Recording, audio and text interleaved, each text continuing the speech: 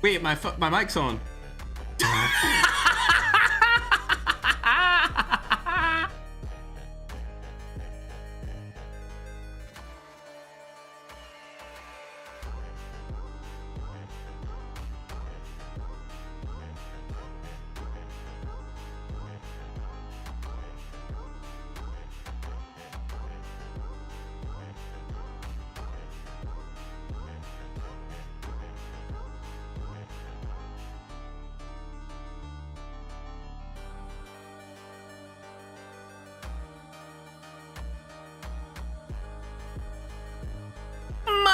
Scrumdiddlyumptious as dough. How is everyone doing today? I'm doing great. As you heard me just there in the intro, I'm doing absolutely phenomenal because we get to host another $10,000 tournament, chat, and this time it's a WILDCARD Duos event. It's a WILDCARD Duos Cup, chat. As we know, last season they released wildcards for the first time ever inside of Call of Duty Mobile, and it was a ton of fun to host a tournament, which a little bit different of a format to this one. But we've updated things. We'll get into it in the rule set in just a moment. But welcome everyone in. Come on. Welcome everyone in. I know you want to come. Come on, chat. Come in. YouTube Shorts, you can come in too. TikTok. How about you guys come in as well? 10,000 there. Yeah, how about TikTok comes in? Come on, TikTok. There we are. Hello, Ticky Talkington. I'm seeing a lot of support from Middle Eastern countries on YouTube, chat. I'm seeing a lot of support from Middle Eastern countries. Who would have thought that a region that was never invited to any events before would be one of the biggest regions in the world? Not me. I didn't think it was possible, chat, but here we are. We're sat here on the 26th of April, a day before my girlfriend's birthday, talking about how a new region has came and they ended up absolutely crushing it last event. Absolutely dominating last event.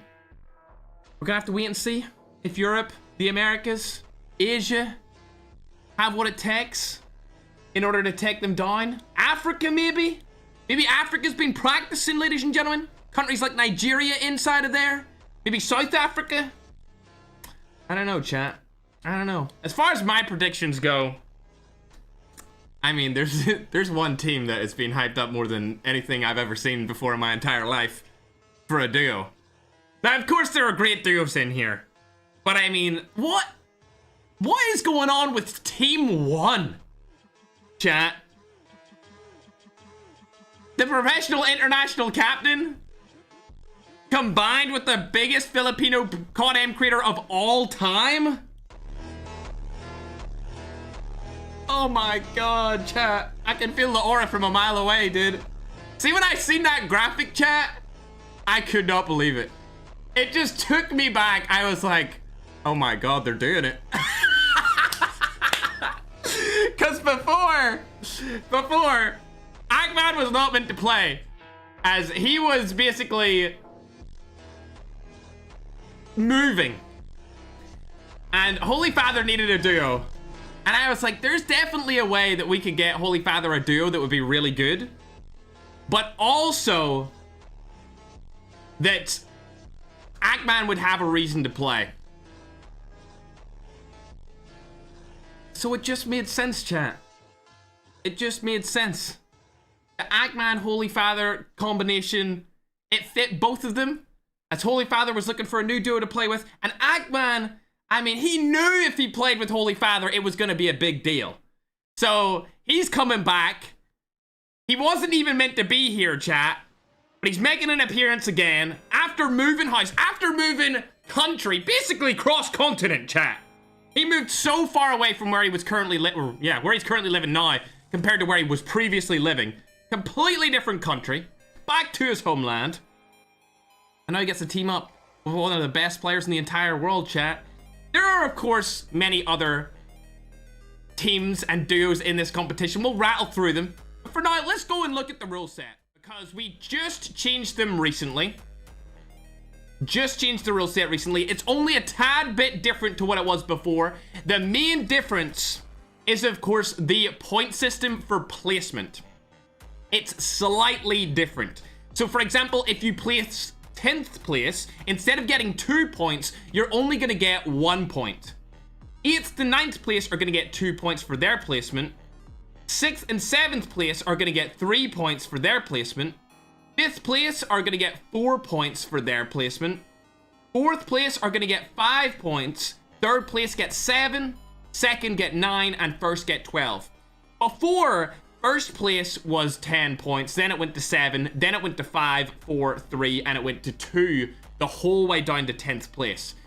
So the point system is, in my opinion, it's better. It's actually less streamlined because there's more different points to add up.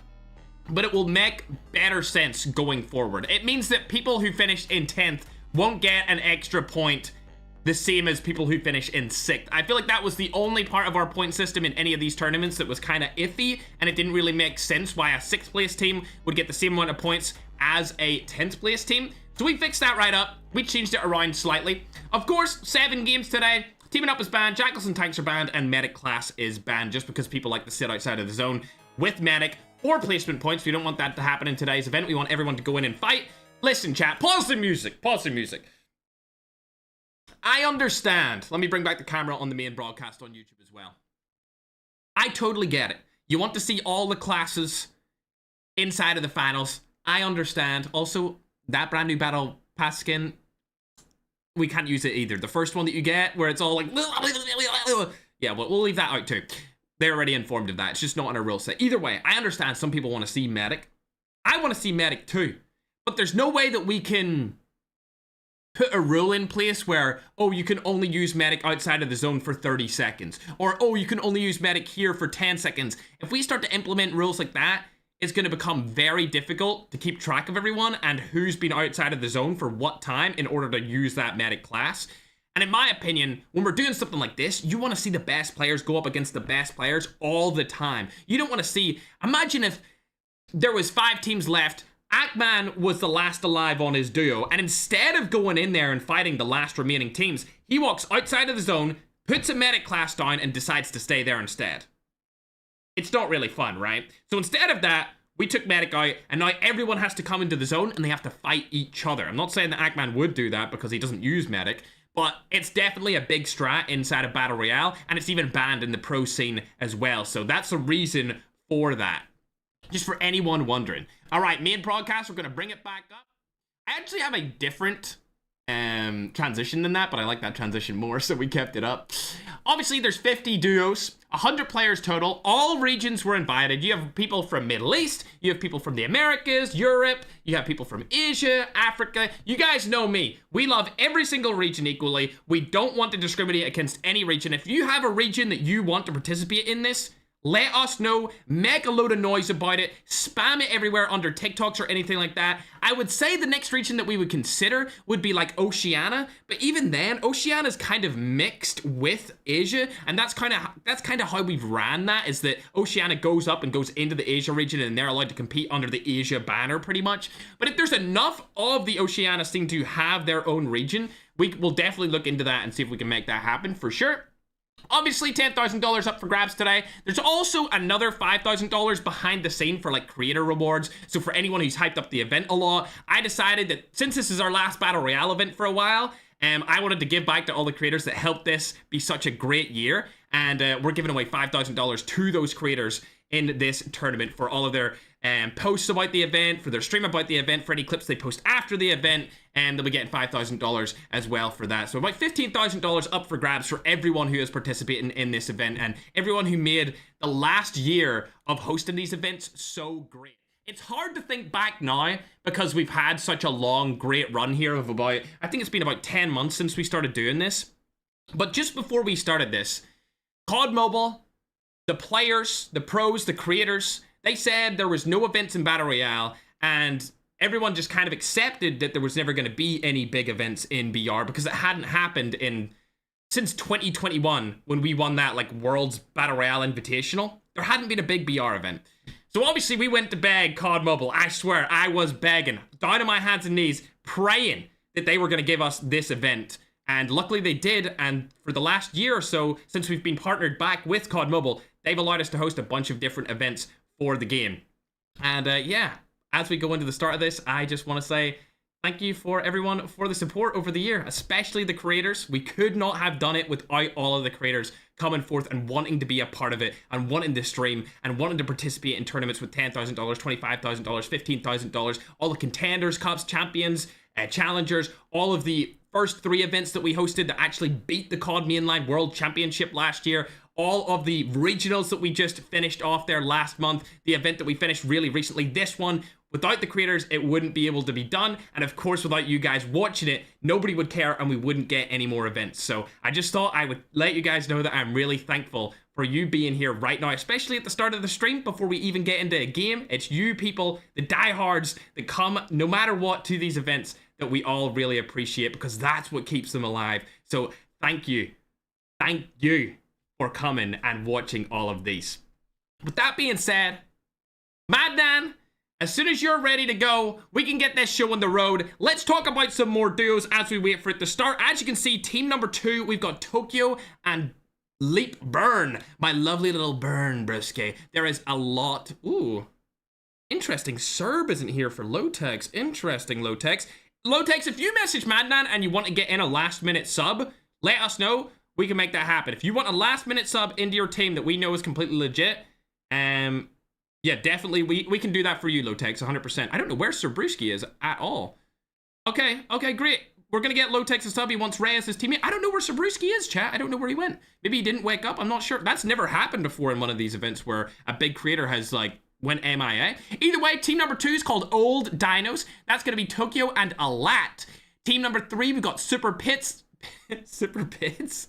Super Pips. That's Super Jeff and Tom Pips. Those guys are quite the duo, right? Like, Super Jeff and Tom Pips are quite the duo. They've always performed really well in these tournaments, especially with big MS. That's another thing I'd like to point out. There's regions that have higher MS, right? But when it comes to regions performing on high MS, there has never been as good as a region and as good as a singular team as the team that Super Jeff and Tom Pips always had. Like, their team, when it comes to high MS, are by far the best high MS large ping team in the world. I've never seen a team perform as consistently as those among the tournaments. Team number 4, we've got Winoza. That's going to be Winter and Narosa. Then team 5, we've got Muska at X Synth. That's obviously got Muska and Synth inside of their team. Classmates. Hold on, team 6 is called Classmates? Does that mean that Leap Zone and Leap Dawn were classmates in school in the Philippines? Were they actually classmates in school? Wow. Damn, I wish I had a classmate that played COD Mobile in school, bro. Nobody played COD Mobile in my school. You ever see the aura edits of like, I walked into school knowing I'm the best COD Mobile player? Like, that would be me, bro. Because nobody played it back when I, well, whatever, dude. Anyway, Team 7, we got 4K Joker. That features Akaza and Ranzu. Ranzu, welcome back to the tournaments. It's been a while since I've seen your lovely little face. Anytime I go into Ranzu's stream, he always has this goofy filter on his face. So I barely know what he looks like. When I think of Ranzu, I think of that filter. So if I ever see him in real life, yo, Philippines meetup chat, Philippines meetup. When I see him in real life, I'm gonna be like, who are you? Because I won't know what he looks like other than with the filter. It's gonna be really weird. Either way, going down, we've got Low Texas team, 30 minutes. Zabriskie was meant to be on that roster. We're not sure. We might sub him out for another player. And Low Texas said he's MIA, so we're going to try and make that happen. Then team 9, we got Zombies. That's going to be Exotico and Roselti. These guys are from the United States and, of course, Venezuela. Exotico definitely being one of the best American creators, both North and South America. If I say American or the Americas, that means North and South America. Like Latin America is involved in that. Like, I just mean North and South. I don't mean United States of America. I mean both. Because when I talk about regions, it's usually continent regions instead of country regions, unless the country is massive, like the Philippines is. Either way, going down to team number 10, we've got Negi. Negi plus Wheel Gaming from the Philippines. Team 11, Secret's team. He's teaming up with Rusty here. Then we've got Old Duo. Wait, hold on. We've got Old Dino as team number 2 with Tokyo and Alat. And then we've got Old Duo. Wait, who's it? Oh my god, I forgot about this. Senior J is playing with Magic. I completely forgot about this. Wow. Okay, Madman told me about this a couple of weeks ago, and I completely forgot about it. Because Senior J to me is like a Europe, well, he's not Latam at all. So seeing this caught me off guard. Oh, we got growing team number 13, bro. Let's go. Yes, the Tillinese. I don't know how to say that name, if it's Tillinese or if it's like some sort of Latin. Let me think of it like a Latin American way to say this name, bro. Tillinese. I think that's what it is, but it's Growing and Rojo. Then down below them, we've got the Chefs. Those are the guys from Africa. We see them a little bit lackluster performance from them in the recent tournament. So fingers crossed that they can do something here to really show and highlight how great Nigeria is as a country. Because we know that they've been struggling a little bit recently, and I'd love to see Africa come out here guns blazing and really try and dominate the competition. Because Africa, although one of the biggest regions, they have been a little bit on the struggling side of things. Below in team number 15, as we go down right here, you can see them right there. Team 15, we've got the duo Pachanas. That's Alexa and Snowy. These guys are both from Ecuador. I see Alexa streaming all the time. Alexa, if you're watching my stream, I go past your stream all the time. I just don't click in it. Like, I will watch, but I don't click in it because I don't want people to know that I'm in your chat. Because if I go into your, I don't like when it comes up like Ferg in the chat on TikTok, because I feel like people just start spamming Ferg, and I don't want them to spam Ferg. I want them to like watch your stream, so I don't like go into the chat. But just know I see, like, Soy Alexa, I see you all the time on TikTok. Just below them in team number 16, that goes for every creator, by the way. So some of them that I talk to a little bit more, I will go into their chat, but I just don't want to be like intrusive into their streams. I don't want to like be the guy that is like, oh my god, you know. Either way, we've got Team 16, Peace and Love. That's El Chapo and Slick. These guys are also from Nigeria, so fingers crossed for a good African representation today. We both know that El Chapo is absolutely amazing. Just below them, we've got Team 17, Arise. That's got Berlinski plus Flexing. That's two different countries inside of Africa. That's going to be South Africa and Nigeria. Then below them, we've got Wolves. Now, this is the team that won the previous duos event that we held last summer. So around 9 months ago, this team won, and it's Loading and Slayer. They didn't just win, they cooked the opposition back then. Obviously, everyone else has gotten a lot better since then, but these guys are still fierce opponents here, ladies and gentlemen. So it's going to be interesting to see just how well they do. Below that team, in team number 19, we, of course, have Shibo. That's going to be King Knee's team plus Mona.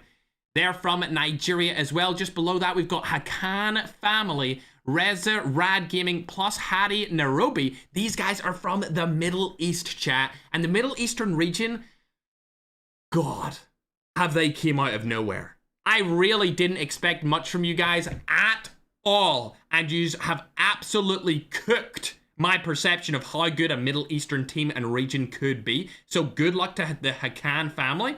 Right below them in team number 21, we do of course have Wrath Boo. That is going to be Peanut and Brandy. Peanut came in last second with his duo. We weren't sure who Peanut was going to play with, but I always love seeing Peanut. There's nothing like, Peanut to me is so humble. And every time I go into a stream or I gifted him anything, like maybe I gift him like a TikTok universe or whatever it was, he was just so excited. So excited. He's just, it feels like he is full of life still. And I love seeing creators that are full of life. Like just excited to be here, excited to stream, excited to play.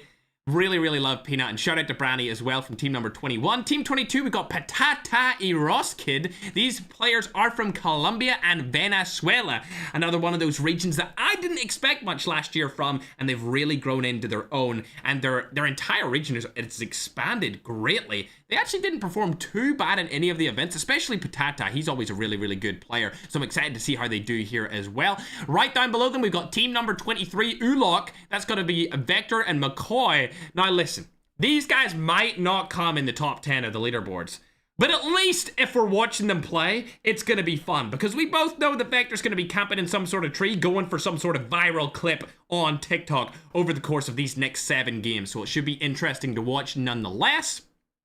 Right below them, we got 24, Bread and Egg. That's going to be Edgardo and Bayex, also from Venezuela. Team 25 is Jam Gaming and Cuba YT from USA. Jam Gaming is one of the biggest Facebook streamers that I've ever seen who is English speaking as well. So good job to him for entering into this competition. Their team name is last in team number 25. As we go down as again, we can see Iran OP. That's going to be a Bull Boz plus I Can in team 26. These guys are from the Middle East, and I'm looking forward to see just how good they do inside of this tournament. There was a situation where they were banned for sharing accounts in previous events, but now they have stopped doing that. They are the legitimate players, and they're going to see if they can go back to back in a tournament finals here. Team number 26. We'll call them IOP. Team 27, Wagner X Nash. Why did bro name him? Listen, I know your name's Nasty, but why did you make the name Nash? Wagner X Nash for team number 27. I have nothing else to say about that. Team Rebar is team 28. We've got Rebar and Amir COD Real. Team 29 is Topo M Pancho. So that's Soy Topo X Panchito. These guys have played in tournaments since we first started them. Madnan, since we have 100 out of 100 players, if you want to start while I call out the teams, you're more than welcome to do so.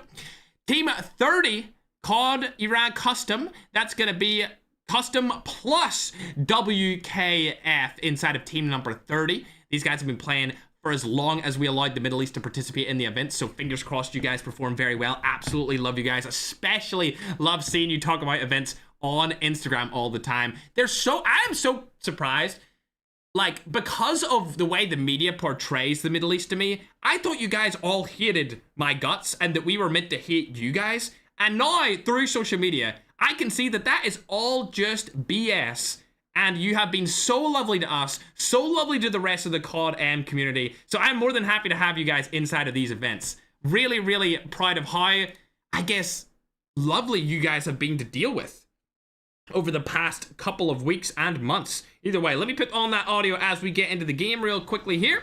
I'll keep going down the list just for you guys, and we'll hop onto a team to watch to land into the lobby. Then down at team number 31, we got Basu and Soy Ross, Colombia and Dominican Republic. I've never been to the Dominican Republic, but I love the name of that country. I know they're quite small inside of COD Mobile, but it's definitely a country I'd like to visit. Team 32 is Nada de Coco. Team 33 is Pecudor. That's called Ninja's team of Bardax. Team 34 is Kings from the North. Team 35 is a Talor. Oh, that's Balor and Itachi. Wow, okay.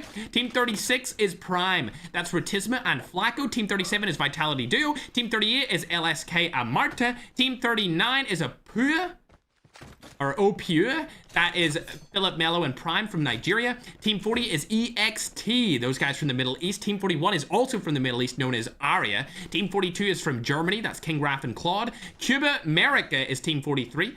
From the Americas. Team 44 is Persian Gulf. That's going to be Matador plus Hellboy. They're also from the Middle East, from Persia area.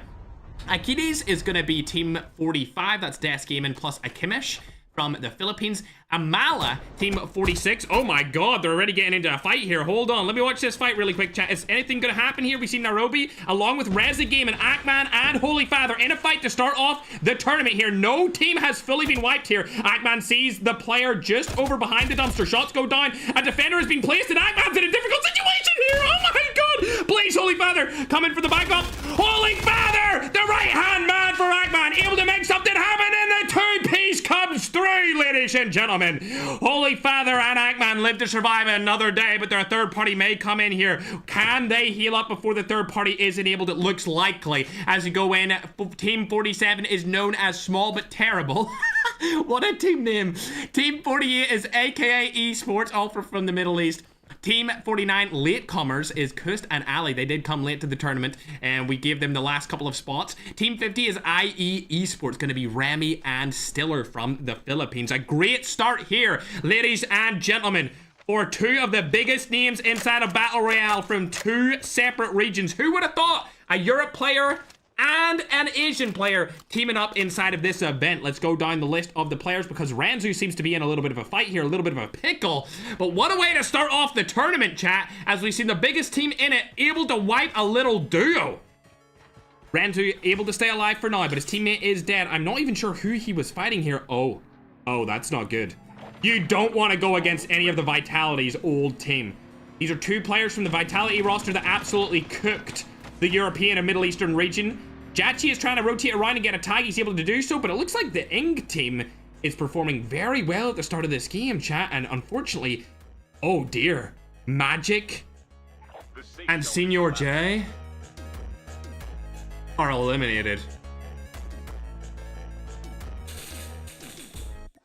Oh, that's a tough watch, chat. We didn't get to see how it happened because they died so quick, but they've been taken out of game number 1. And it looks like 6 duos have already been eliminated entirely from this event. Vector has also been knocked as well, as McCoy Gaming just tries to stay alive. We'll hop on board with Peanuts team here. Team number 21 trying to make something happen. Stranger not able to take down Chapo just yet. I believe that this is Chapo from Africa. Gonna get out of here. Able to heal up. Oh, this is a very wide peak here from Stranger. This is a hugely wide peak. Land the shots. Oh my god, he's gonna get turned on. He's gonna get turned on. This is a terrible peak. Oh my god, but don't let that distract you from the fact that Ackman's still in a little bit of a fight here. He's able to take down the knock and steal the kill off of an opposing player. 3 kills on the board here straight off the bat for Ackman and Holy Father. They are definitely number 1 on the leaderboard going into the start of this tournament, as they have the most kills out of anyone starting here, ladies and gentlemen. Looking absolutely scrum-diddly-umptious. Let's go down to Renzi. Has he been able to do anything? I can't see if he's got that tag back. It might be a little bit of a bug there, but Tokyo has also been eliminated and he has left the room for now. Super Jeff stays alive for a little bit longer. They don't have any kills just yet, but they are looking real good here because they have a lot of loot to work with. Oh my god! Oh my god! Oh my god, Berlin took down ICANN! Is it a 1v2? It might just be. I didn't see if he got the full wipe on them. A Bull Boss is still alive. He's trying to rotate out of this situation. Let's go on to his POV here. He had no plates left, but he able to get out of it just for now. ICANN has been knocked, however.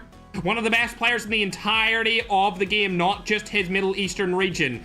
A Bull Boss trying to figure out what he wants to do in this scenario, because it's going to be tough to take down 2 of the best African players. And when I say 2 of the best African players, I mean 2 of the best African players. Berlinski and Flexing. Mwah. Mwah. Berlin, a player that was actually going to retire until we gave him a brand new iPad. I can't remember if it was an iPad Air or a regular iPad. Either way, he literally put out a post saying he was retiring from COD Mobile because he couldn't afford a new one. He came back with that new iPad and he has been absolutely dominating inside of his regionals and, of course, the global main stage. A Bull Boss trying to figure out something here. He's looking for a push to make, and I think these guys are going to camp those tags. I don't see a world in where they're going to leave them. Where are the tags?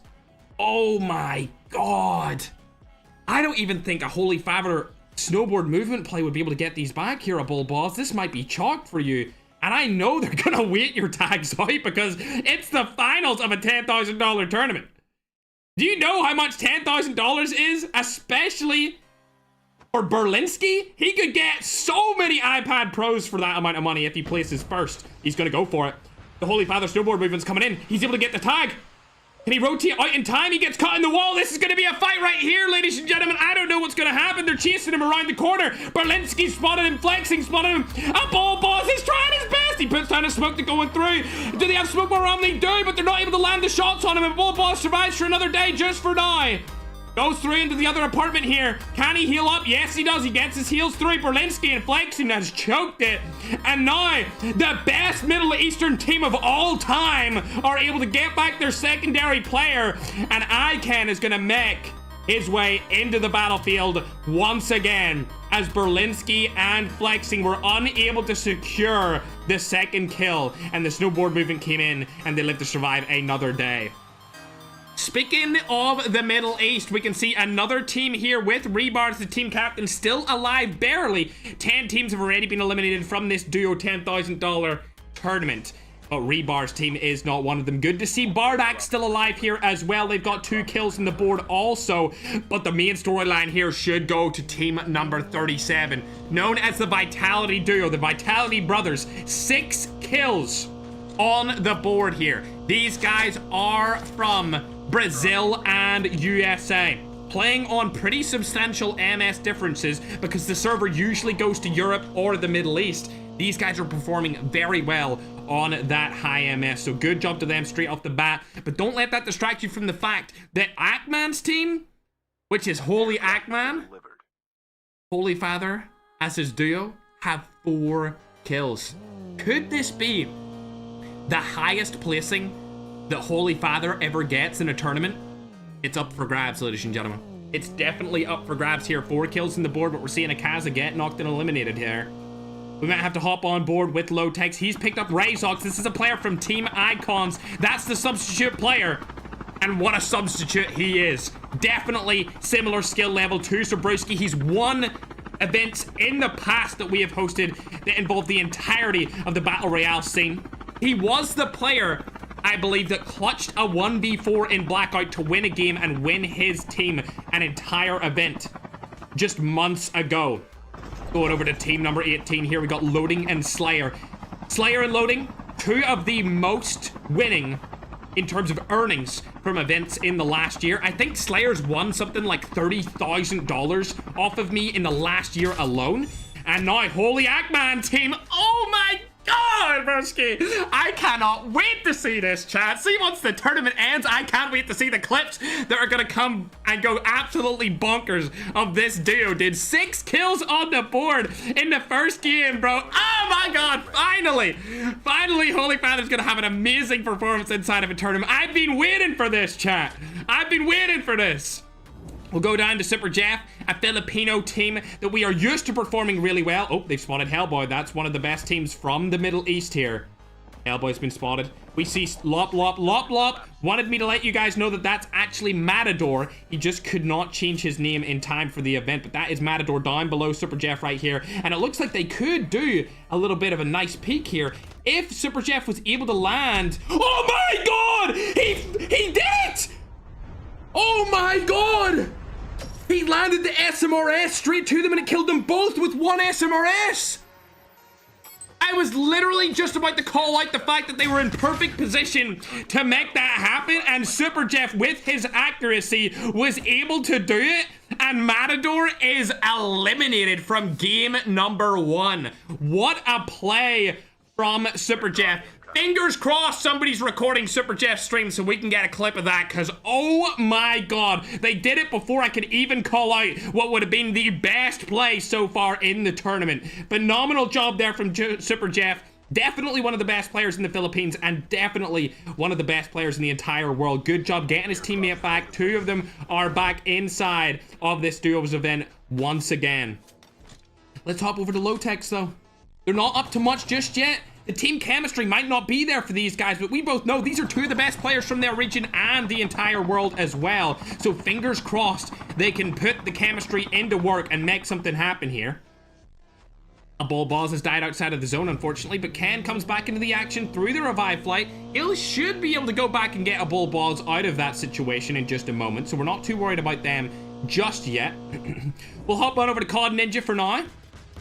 2 kills on the board as well for them. It looks like a lot of teams are dying early here. We'll bring up the map so that you guys can see what's going on. Damn. 59 of the best players in the entire world. 59. Look how small that zone is. Imagine being in a lobby like this. I know for a fact the majority of the people in the chat right now would be shivering. You would be shaking.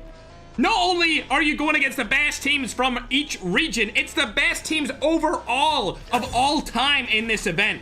Ken's able to get the tags right there. Don't need to worry about too much for now, but it looks like Lynch has been completely eliminated. And we're going to hop on the team 41, which I don't know much about, other than the fact that they're from the Middle East. They're trying to stay alive here. Groen's just up above them. Can I get a viewpoint on Groen here? They have 3 kills as well. It seems like all of the teams that are huge inside of Call of Duty Mobile Battle Royale Esports are actually getting a bunch of kills here in game number 1. Remember, there's 7 games to play. Mello has unfortunately died, and he's going to leave the lobby. See ya later, alligator. We all love Mello here, ladies and gentlemen.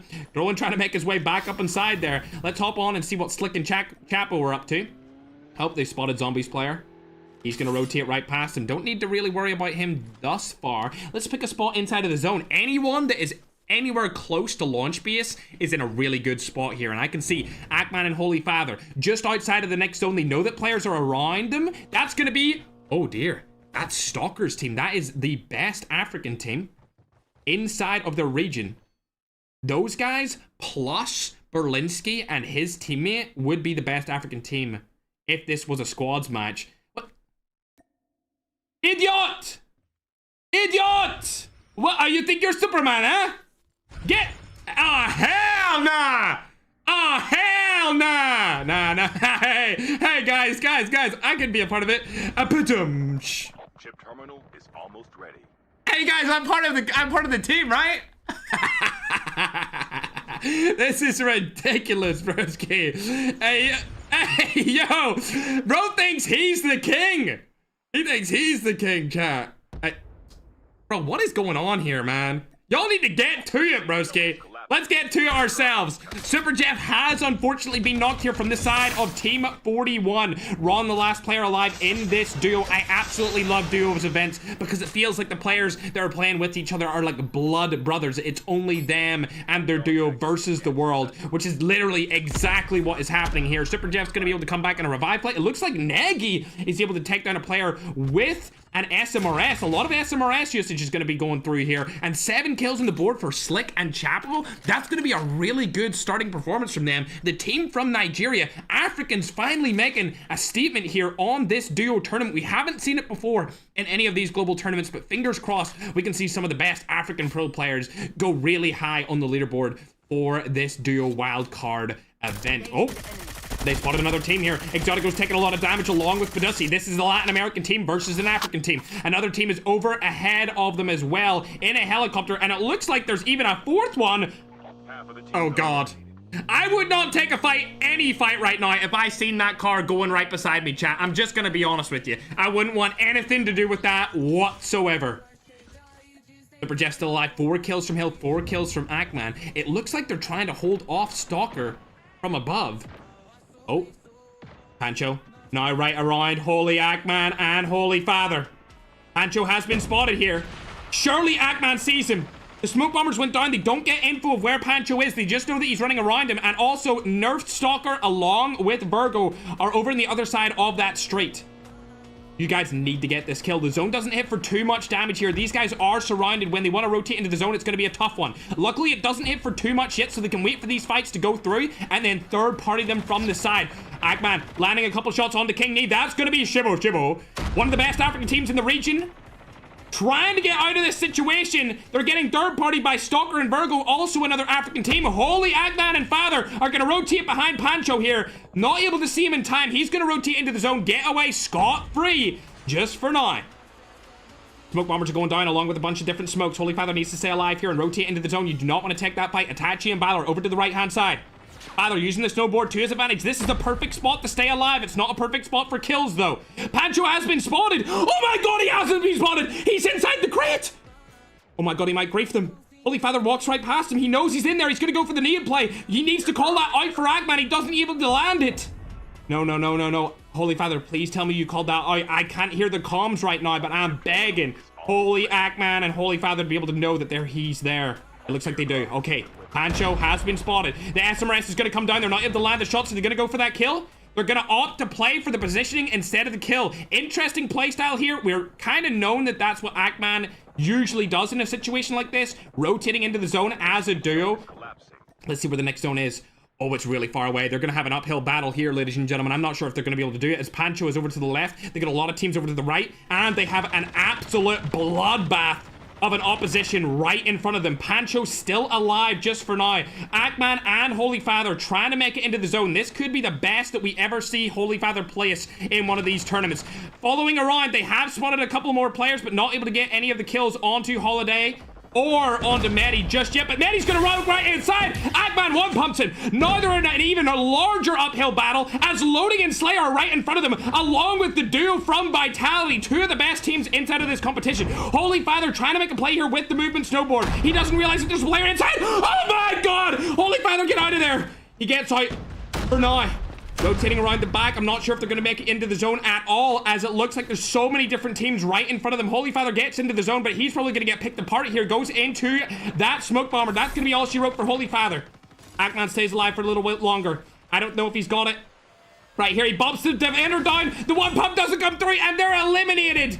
Unfortunate situation for them, but now following suit, we got Loading and Slayer still alive. They won the previous duos event, ladies and gentlemen, and it looks like they're poised in a phenomenal position here with 8 kills on the board to win the first game of the second duos event that we've ever hosted.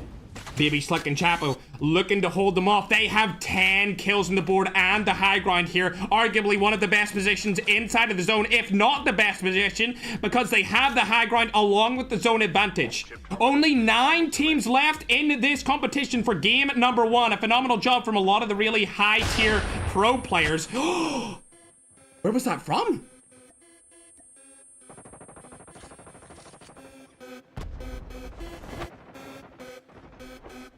Oh my god. They're gonna push them out?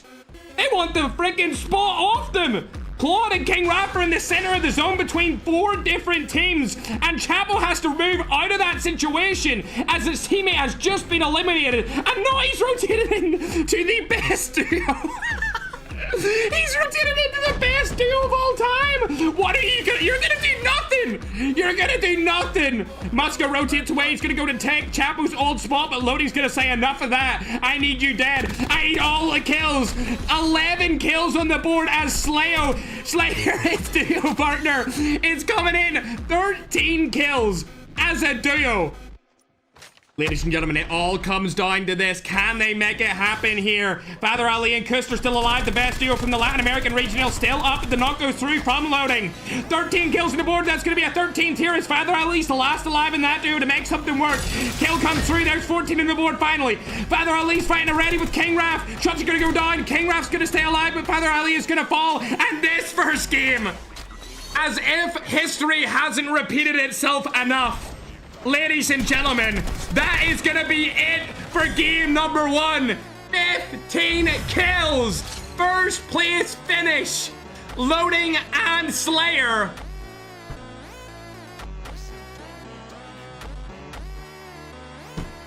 I mean, I knew they were gonna perform absolutely splendidly. I knew they were gonna dominate. But I didn't expect Loading to come out of the gates with 12 kills in game 1. Oh my god. Nah, bro actually bro actually has aura, bro. With that emo, bro actually might have some aura under his belt after that game, chat. Oh my god. They might be really far in the lead. Because not only do they get 15 kills, a first place finish is also 12 points. So they're going to end up with 27 points after game number 1, chat. I don't even know what the closest team is to them. It's got to be Cloud and Raph. They got 8 kills with the 3rd place finish. It's got to be them, right? It absolutely does. As we're going to pull this up really quick onto the board, chat, you can see that first place gets 12 points, second place gets 9, third place gets 7, fourth place gets 5, fifth place gets 4, 6th to 7th gets 3, 8th and 9th gets 2, and 10th gets 1. So it's a little bit different to the point system that we're used to seeing. And they are going to be vastly in the lead here. A great, phenomenal job there from everyone that managed to finish inside of the top 10. Remember, it's duos. It's not squads. There's only 2 players per team here. As we go down the list, you can see the duo from Vitality also being able to get 10 kills. Holy Father and Ackman, even though they made it to the final zone, finished 14th place. 14th place. We literally watched them in the final zone run into it, and they still only finished 14th. So there's a bunch of teams making it into this end game here, ladies and gentlemen. You can see Nagy died a little bit before them.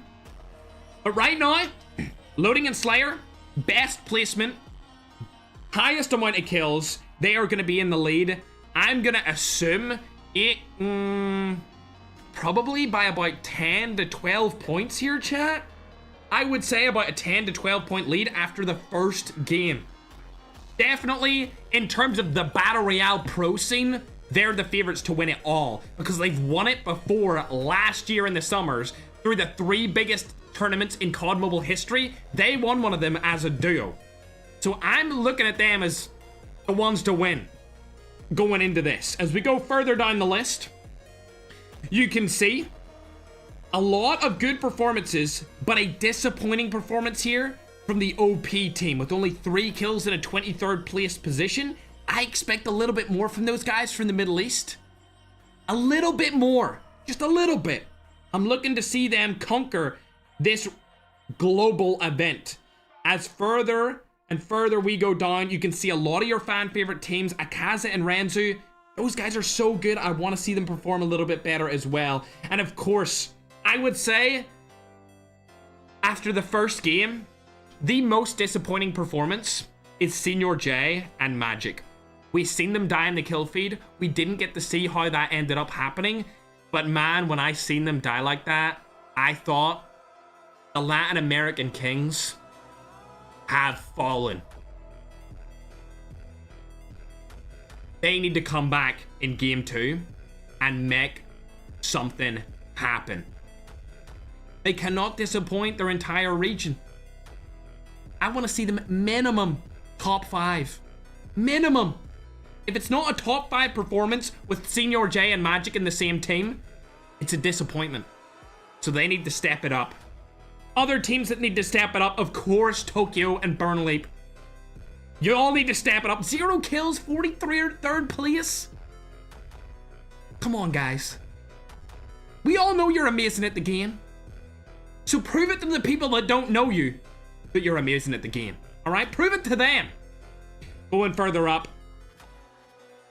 Let's check. Berlinski and Flexen. I would have liked to see them get a couple more kills. They did choke in a bull boss and Iken earlier in the competition, and they ended up dying before them as well, which was unfortunate to say the least. But there is all of your placements and kills after game number 1, ladies and gentlemen. After game number 1. You can see the kill displacement here. It looks like only 3 teams got over double-digit kills in the first game, chat. Only 3 different teams got over double-digit kills. We'll hop on in and we'll get ready for game number 2 to start. Don't you worry, chat. We are going to get these scoreboards updated for you as quickly as we possibly can. Obviously, we all know that Loading and Slayer are going to be on top. I mean, I'm trying to find anyone that doesn't think that, and there's a total of 0 people. They are definitely in the lead by quite a large margin. I'm going to say 10 to 12 points in the lead here, ladies and gentlemen.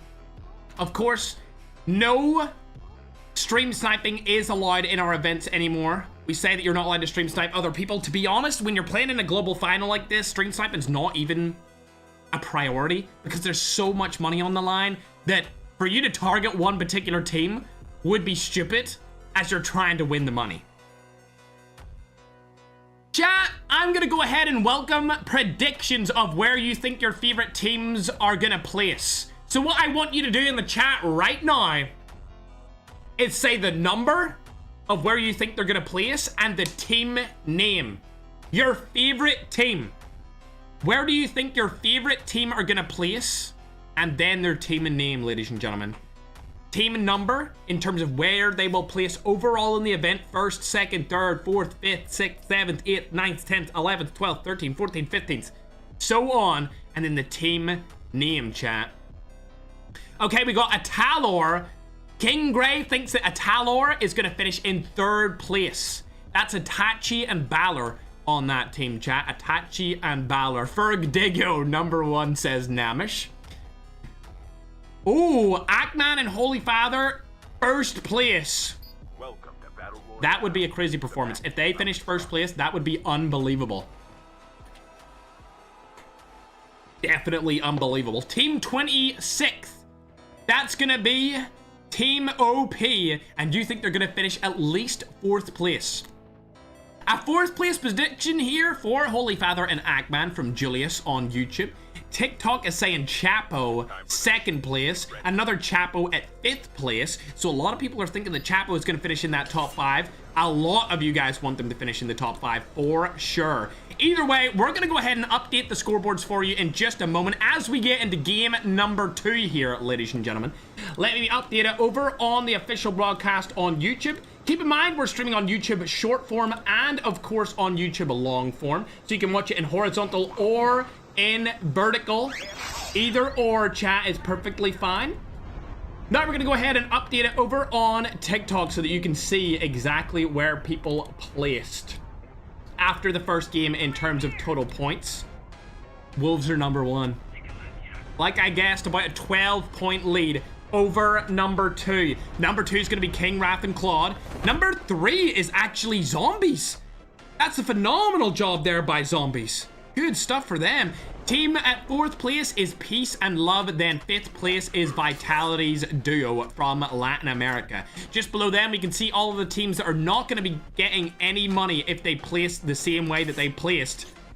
But Holy Father and Ackman are 7th place. So they are in the running. And I must say, this is probably the most confident I've ever been for a Holy Father team in my entire life. Because he's got the professional international captain as his duo, a player that is playing on good MS, and I've been told that Holy Father is around 85 to 90, so his MS is a little bit better than usual, because he's usually playing on over 100. But for now, let's hop on board with Super Jeff, as he has lost his teammate at the start of this game, which it could be detrimental to their health as a duo. He's rotating away. It looks like he was able to get the tag then, because he's going to get out of there entirely. Who was the duo up there? Ah, it's the different Tokyo, not to be confused with the Tokyo from the Philippines.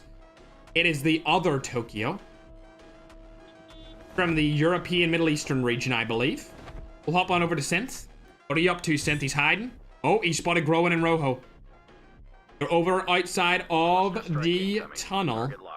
Just trying to stay alive for a little bit longer. Synth is all good in the hood. Musk is over on top of the tunnel as well. I don't think these guys need to worry too much. They shouldn't be in any imminent danger. We'll hop on board with Ackman and Holy Father. Ackman has decided to change his skin. Holy Father's landing some shots on the BB Noah. Holy Father able to get a kill. Can he get the second? Rotates away, not able to do it. He's going to get knocked right here, and it looks like they're using the skin from the Saw movies, which was a collaboration launched a couple of years ago. Holy Father able to pick up one. Can they get this second? The push is going to come around from the side. Defender goes down. Shots aren't engaging just yet. Who's going to win it? It's a 1v2 now. LD's in a difficult situation here. Now he realizes he's going against the biggest duo team of all time, and I don't think he wants to take that fight at all. They rotate away. Able to get one kill out of that situation. Adding an extra point to their total. That's going to bring them up to 8 points here, ladies and gentlemen. There's another team over to the side. Never mind, that's Ackman. They're just splitting up slightly here. As we're going to hop on and watch a different duo now. I would love to see where Flexen is, because it looks like Berlin is already gone. What happened to Berlin, ladies and gentlemen? I have absolutely no idea. And it seems like Rebar has also died as we go over to the team leaders right now. Loading and Slayer. The best duo. If they win this, they are undoubtedly the best duo of all time if they're able to win this. Back-to-back duo events, almost a year apart. Oh, God. Oh, no. Oh, this isn't looking good. Oh, they're targeting Flexen right hard. For sure. Odin in hand, not able to do anything. Slayer says, screw you, Loading. I'm going to go after him myself. Oh, dear. If I was Flexen, I'd be worried. All right, they're going to come back and go and play as a duo instead. I thought that was going to be a big fight. Senior J able to pick off a kill right here as well. If we're able to find where he's at, I'll go ahead and watch that fight, along with Holy Father able to take down the last remaining player from that duo.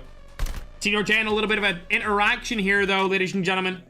Oh, Poria is going to rotate away from that. He's not going to take that fight. He doesn't want to take it just yet.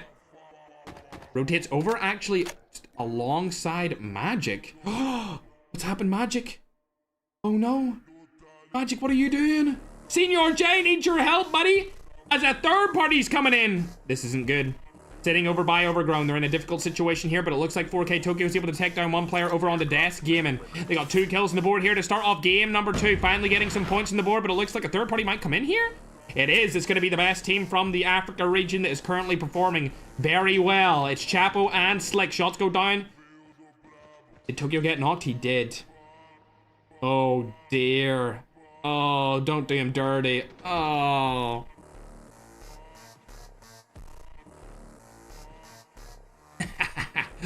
Leap's gonna get out of there. See you later, Burn Leap. Out of there, ladies and gentlemen. They're gonna stay alive for a little bit longer, as I don't think he should take this fight. If he was smart about it, he would rotate away from it, which is exactly what's gonna happen here. Unfortunately, Holy Father has been eliminated. I don't know how he died there, as all I seen was him getting killed. Not sure how that actually came through.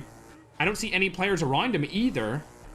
Maybe he was exploded. I have absolutely no idea. It looks like Vector's also going to die from Razog. So that's going to be Low-Tech's substitute duo, chat. Low-Tech's substitute duo. McCoy's also going to get eliminated. And that's going to be Vector and McCoy taken out of game number 2. Already 9 different duos have been taken down here, ladies and gentlemen. Thank you, everyone, for following and subscribing. I appreciate it. Much love. We're going for 5 million on YouTube and 2 million on TikTok, chat. So much love to everyone who has decided to follow and subscribe. Is Aquaman able to get back Holy Father? It's looking likely. They're good. They're in a good spot here, chat. Don't need to worry about them thus far in the competition. They've been performing really well. I'd love to see a top 5 finish from that duo. Oh, they got the OG helicopter skin here from Low-Tech's. Rantu and Akaza also still alive. A huge team from the Philippines as well. Fingers crossed they do good in game number 2 here. Senior J. He's lost his team. Magic's disconnected. This is terrible. Airdrop has been delivered. This might be Senior J's worst performance in a tournament. If he doesn't perform well here. Because he always does good. Baby Slick and Chapo still trying to find him. And there we go. The shots are fired down. And they live to survive another day with an extra 2 kills after taking down Tokyo and his teammate, chat. That's going to be a Lat and Tokyo eliminated from game number 2. They were able to get a couple of kills there, though, which is good. But no placement points from them at all. As Pancho is going to take down Shen as well. Loading and Slayer. They never really seem to get many kills at the start of the game. All of their kills seem to come at the end. It's not for lack of trying, as they're always trying to go around with a helicopter and find players to take down. They just don't seem to find anyone. Oh dear. That is a fight I want to see happen, ladies and gentlemen. A bull boss has spotted Grow in here. Does go down by what I can only assume is a DLQ custom mag. Rojo has the SMRS in hand. What's going to go down here? The third party's coming in as well. It's going to be a Middle Eastern team and a Latin America team going alongside each other. The third party could come down at any moment. I believe LSK, the team third partying from above, is from the Americas as well. Shots going to land here. Oh my god, no, Rojo, you should have got that kill. That was a terrible performance there from him, but the third party does come around and they're going to steal it off of the OP roster. Groen stays alive for a little bit longer, but that third party's going to come in as well. And if that's a helicopter in the sky, that's got to be Loading. And it's got to be Slayer. And that's exactly who that is. Over and around the side of them. They're not going to land on it. Going to go for the loadout drop instead. And they see that there's going to be a team right over on alongside them. Oh my god, there's a team beside them. Even with another helicopter. This is bad. Rotating out of that situation. The worst possible area for them to be in right now, because they know there's going to be a lot of players over and around them. Loading doesn't have a snowboard to get out of here, but he's going to get out regardless. And it looks like Poria is going to be that team that was third partying from up and above. Then we also have the team down below. That's going to be Father Ali and Kust. One of the best Latin American teams. Oh, are Loading and Slayer in another fight? Oh no. Speaking of Latin America, they're in a Latin American fight as well. Bai's chasing after Slayer here, and Edgardo's in a 1v1 against Loading. Loading's got no health left. He's trying to heal up for a little bit. He's able to do it. Can he take down this player? Edgardo doesn't seem to find him. Loading stays alive for a little bit longer, but now it's a 2v1 situation. Loading, you need to make this work. You need to have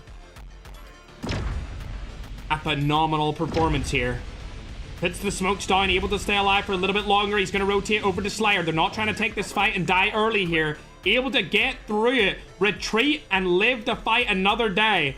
Remember, ladies and gentlemen, retreating is not the same as losing. It just means a temporary displacement.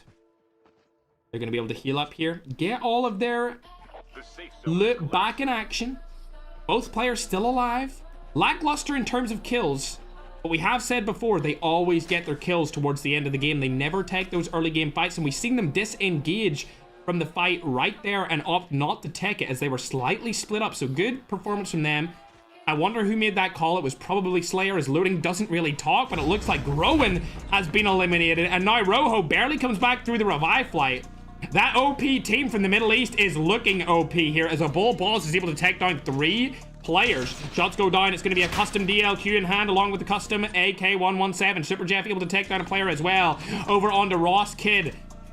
Let's see what you're up to here, Super Jeff. Wow, across the map shots. He's also spotted Patata and another team from the Philippines being IE, the duo of IE. But don't let that distract you from the fact that Holy Father is actually making things work here. Akaza has been knocked and Holy Father is going to get fully eliminated. Or not Holy Father, Ackman's going to get fully eliminated if he spots Ramsey. Can he get the kill? Oh my god, Holy Father! Land the shots! Oh, get the revive now, get the revive!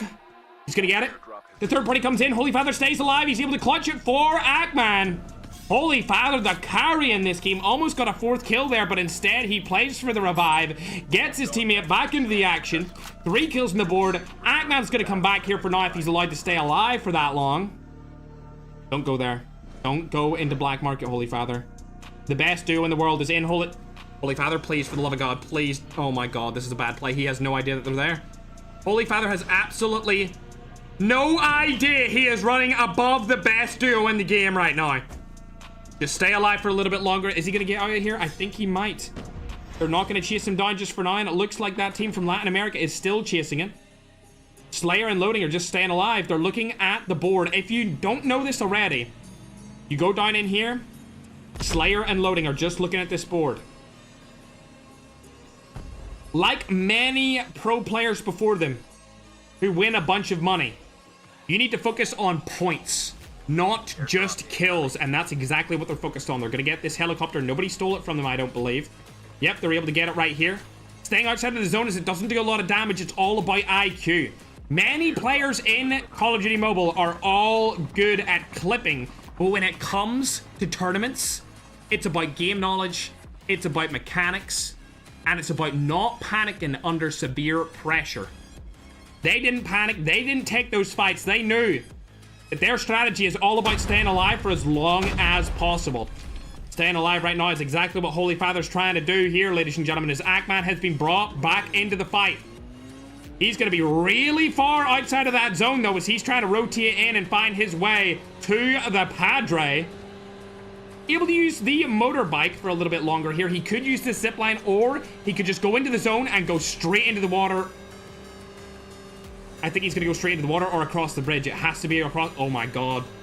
He's going to be going right in front of another team here. I'm not sure what that team is. He's decided he's not wanting to do that. It's the water play. I think the water might be the play here for Ackman. Holy Father still staying alive. Go to the zip line.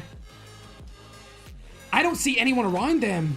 He could use his DLQ to find out if there's anyone around here. But Holy Father might make the bad play here unless he's going to rotate back and around to him, because they know that there's a team right up above them here. It's going to be Balor and Itachi, also known as Ataler.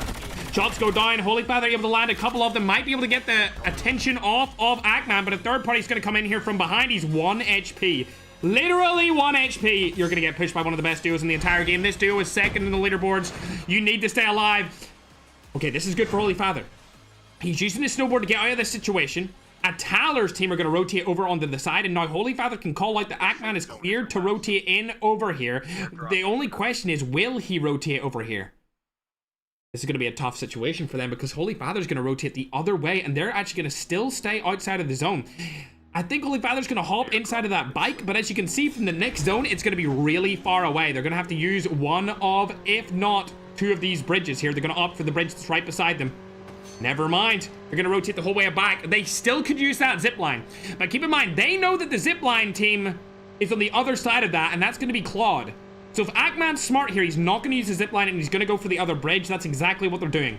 You do not want to go across that zipline knowing that it's Claude and another player over right beside them. A Bull Boss is the teammates right in front of them.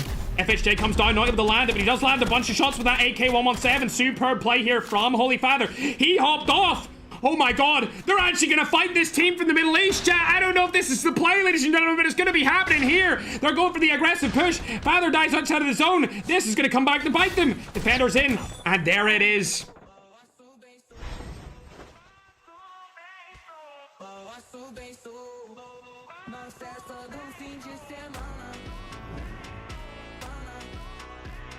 Don't take early game fights.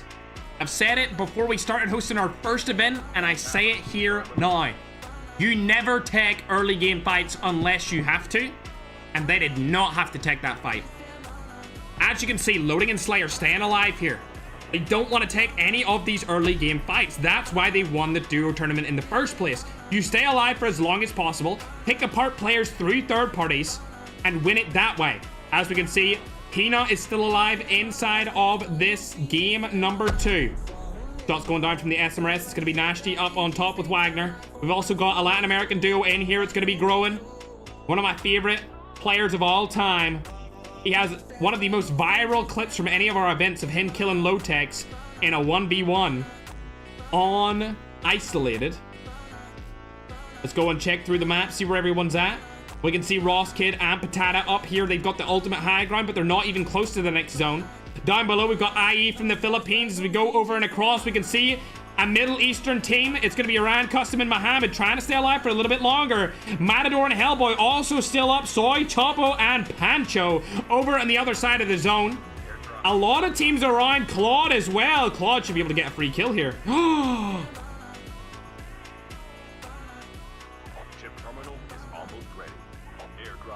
Stays alive for a little bit longer. Manka is up and at him. King Wrath comes through. A little revive play. And now both of their players are going to make it into that end game. Bardak's still alive as well, but I think the real eye should be put on Ken and a ball of balls as they took down the biggest team in the entire game. 6 kills on the board here. 7 kills total. And who have they spotted other than a multi-championship winner? What? Where's Lotex? I need to see what just happened. They took down a bull boss instantly. That was an SMRS across the map onto him, and now Ken's in a terrible situation. He's able to land shots onto Soy Topo, but he's inside of a third party, fourth party, fifth party, sixth party, seventh party, eighth party. Basically, every single team is around him right now. Iken has nothing that he can do right here because where he was, oh my god, is where everyone else is. He gets pushed in through the hover bike. Slayer gets taken down through an SMRS, and Iken is just trying to stay alive. There's 4 different teams in front of him, 4 different teams to the left, and 2 behind him. Ken just trying to stay alive for a little bit longer here. He can't revive his teammate, I don't think, anymore. There's no more revive flights. There's only 21 people left inside of this final zone. And it looks like Lotex's team are staying alive for a little bit longer here. I finally found their team name, team number 8. Shots go down. Bardax is not able to get eliminated there, though. Lotex misses a couple of shots onto him. They have 9 kills. Staying alive. They do have an amazing position in the current zone, but not a good position in the next one. SMRS comes down. They're not able to land it. Iken might take down Lotex here. He's able to land a shot with the SMRS. He gets pushed outside of that defender. Now he can't get an angle on them anymore. Both of these players have won an event before on 2 different teams, and it was 2 different events. Iken now getting targeted by the SMRS again here. Razox and Lotex performing very well. Unfortunately, Slayer has been eliminated from the competition, so they're going to be in a tough spot here. Iken now 2-shot. Shots are going to go down. He's 1 shot now. Who's going to get the kill? And it's going to come in the way of Lotex. Double-digit kills with Lotex and his substitute player Razox, both picking up 5 apiece. The duel that was not meant to be is now at the tippity top of the scoreboard for game number 2. SMRS comes down, not with the land a shot right there, though. Still not going to take it. He's deciding what he wants to do. He sees Bardax down below him with the... Oh! He's been taken down. Razox is the last alive. There's only 6 teams remaining. Bardax has not been spotted by Razox here. King Knee's also in the fray here. Oh my god, King Knee. What is this spot? Is this in the next zone? Oh my god, he's got the best position in the zone. Razox stays alive. Lotex has finally fallen, though, outside of the zone due to the SMRS, but now in a 1v1 situation, it's Razox versus another player. It's going to be Pancho from Latin America. Patata is able to take down Soy Topo. Still 6 different teams go down. Oh my god! Razorx clutches up in the main stage. 11 kills from the team of Low-Tex and Razorx. Advanced shield goes down. I think that the main man over from King Ni Shibo Shibo has died as well. He spotted Bardax. Can Razorx last a little bit longer here to get maximum amount of points? The duo from Vitality is also still alive, along with the other ENG team. This is literally the whole Vitality roster still alive for a little bit longer, with 2 solo stragglers. Bardax being one and Razorx being the other. He needs to land a couple of more shots. It's not going to be able to happen. I think Razorx is going to go ahead and die here. He's still got 10 HP left on the board here, trying to get down an advanced shield. Bardax is going to push him out of this situation. Razorx trying to use movement to his advantage, but Bardax is right behind him. He's over by the van, not able to do anything about it. And this is definitely going to go in the way of one of the ENG teams.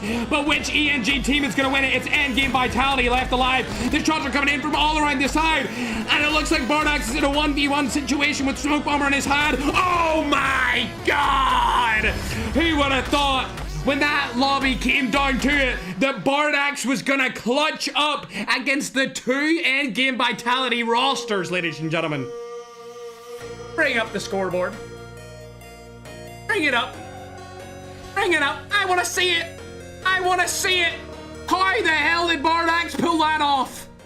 My voice was literally gone at the end of that last game, chat. Somehow, some way, Bardax clutched up on the main stage. I don't know how he did that. He was 1 HP from Razorx. He was 1 HP from the other Vitality team. And so many teams.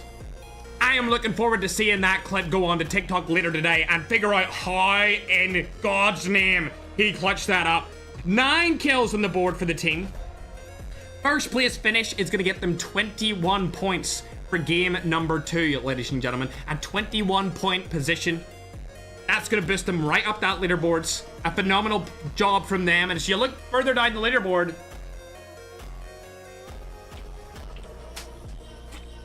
you're going to see that there was a phenomenal performance from so many different teams. Razorx, good job staying alive there for as long as he did. I believe they're going to be able to get 16 points on the board after game number 2, which is also going to skyrocket them upside on this leaderboard. If you think about last leaderboard, I don't even think they were on it at all. So they needed a game like this to push themselves up there. Good stuff from them. Going down the leaderboard, you can see Pancho and Soy Topo with 10 kills and a 6th place position. I think that might get them about 3 points there, so they're going to get 13 points. Remember, we did change how these tournament placement points work a little bit compared to recent tournaments since we started these over the last year. Super Jeff able to get top 8 off of that game, and that should get them about 6 points total. A disappointing game here from Loading and Slayer. I don't know how they died. They just died very early on compared to what we're used to seeing from them, but still 5 points. That's still going to get them up to 32 total, so they should still be in the lead here. Bullballs and Ican also dying a little bit earlier than expected, as they got caught out in the open between like 17 different teams there, ladies and gentlemen. There really wasn't much they could do when they were rotating into that zone, unfortunately.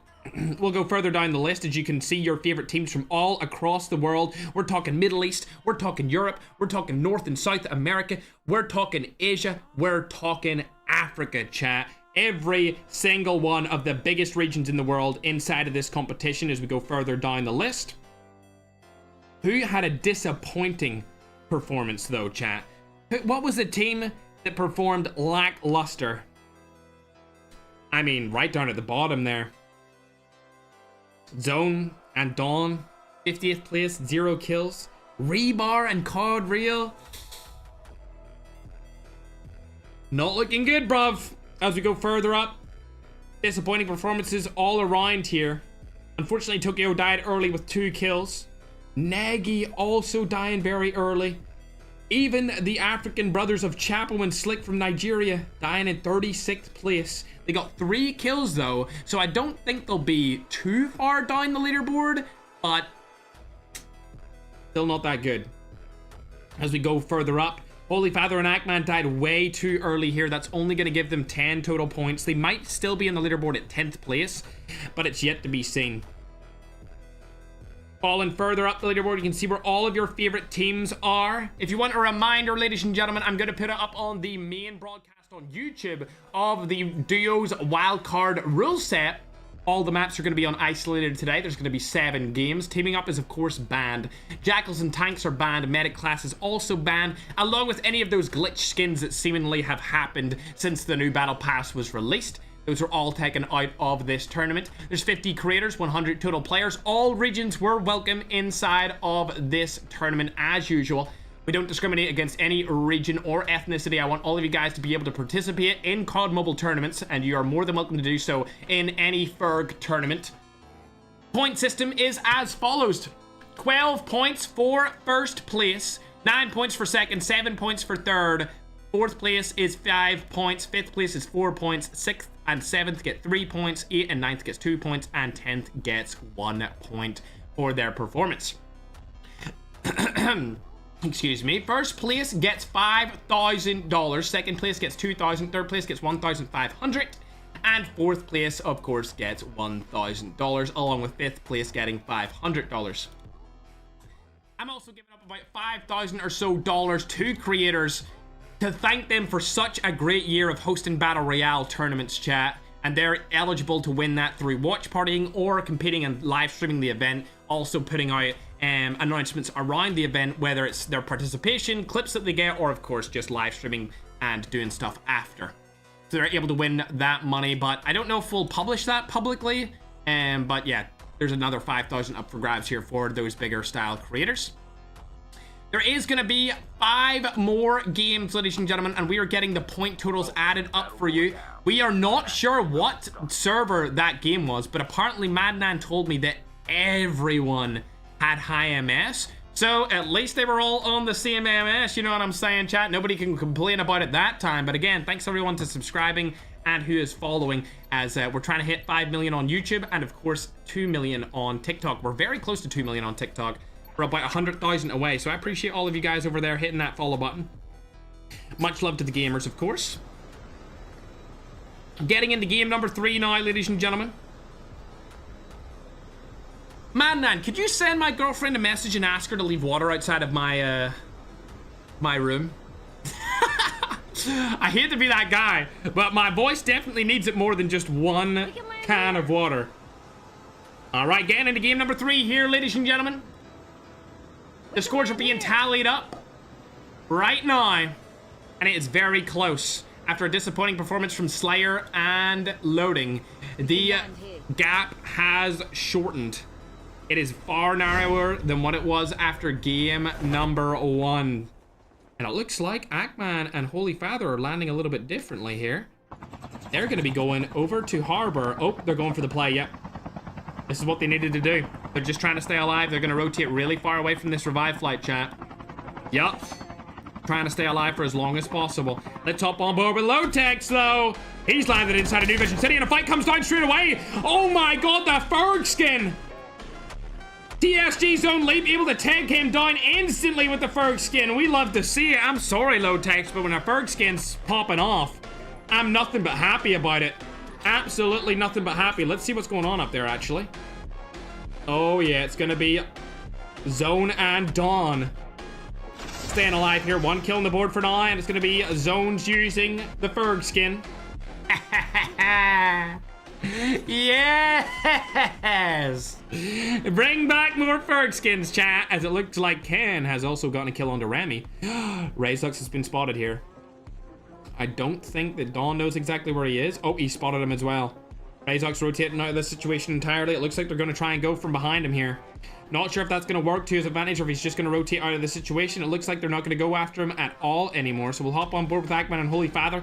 They've rotated over onto Ski Town. They should have free Ski Town. They do.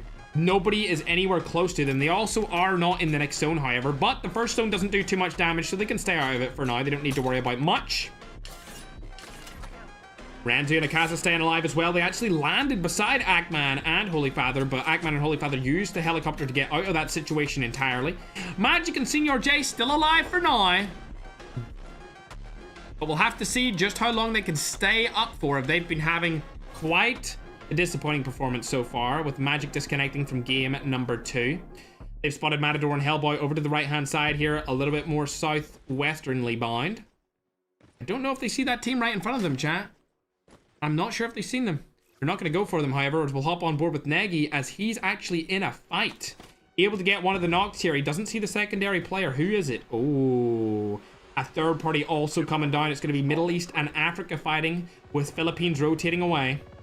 Nagy sees the player. Doesn't want to take that fight, though. He wants to be the third party action. And it looks like Vector is also coming in for a little bit of a fourth party here. Ben stays alive for now, and Nagy rotates away. It seems as though a couple of teams are scared of this African duo. Will the Africans be able to stay on top? McCoy spotted Stalker. Shots go down, not able to land the shots enough to make sure the kill comes through. He's going to get knocked from the side, and Vector's probably going to rotate out of that situation entirely. As Rojo, the teammate of Groen, has also been eliminated. Oh, I don't know why you shot there. Interesting play. He might be trying to bait people in here with a shotgun to try and one-pump them. I'm not sure if that's the play. Maybe he'll get a viral clip out of it. I have no idea. An interesting spot to camp in. Not gonna lie, but it looks like Vector's able to take down a player there, surprisingly enough. Go Vector. Good job to him. Slayer has also been eliminated, and now it's all down to loading to make something happen. Has the tag been picked up? I don't think so. It looks like it has been picked up, but we'll not know until a couple of seconds. I know it says that it hasn't, but we know what the spectator client is like in this. Going over to Nagy now. He's still just trying to stay alive, along with Secret up and Adam still. These guys have not had a good tournament so far, but as for now, I'm going to go ahead and update the scoreboard for you guys over on YouTube and TikTok right now. Remember, all of the participants in this tournament are streaming, and if you have any participant that you want to watch, you're more than free to watch a singular participant, and then once they die, you can come back here and watch the overall event. I'm gonna go ahead and update it over on TikTok as well. We've updated it on YouTube. If you want an update of the scoring on your screen, I like to do it as fast as possible and get into the games as fast as possible, as it looks like Magic's finally been able to get a kill here. Gets the knock over onto a bull boss. Now in a little bit of a 2v1 situation. Ken might die next. We'll have to wait and see if the kills come through. Magic trying to make something happen here. He's gonna chase after Iken really fast. He spotted him. Oh, he didn't see him. I seen him. How did you not see him? Oh dear. I think he's gonna let him get away with murder right there. Wolves still on top, but only by 9 points as opposed to their 12 from before. Percudor, a team that I'm not familiar with, are actually in second place. Vitality Duo are also drawn in second place with 23 points. Patata and Rosskid are 19 points. King Raph and Claude are 19 points. 30 minutes, which is Lowtex's team with their last minute sub, are in there at 17 points, but it looks like Lowtex is struggling here. Are they eliminated?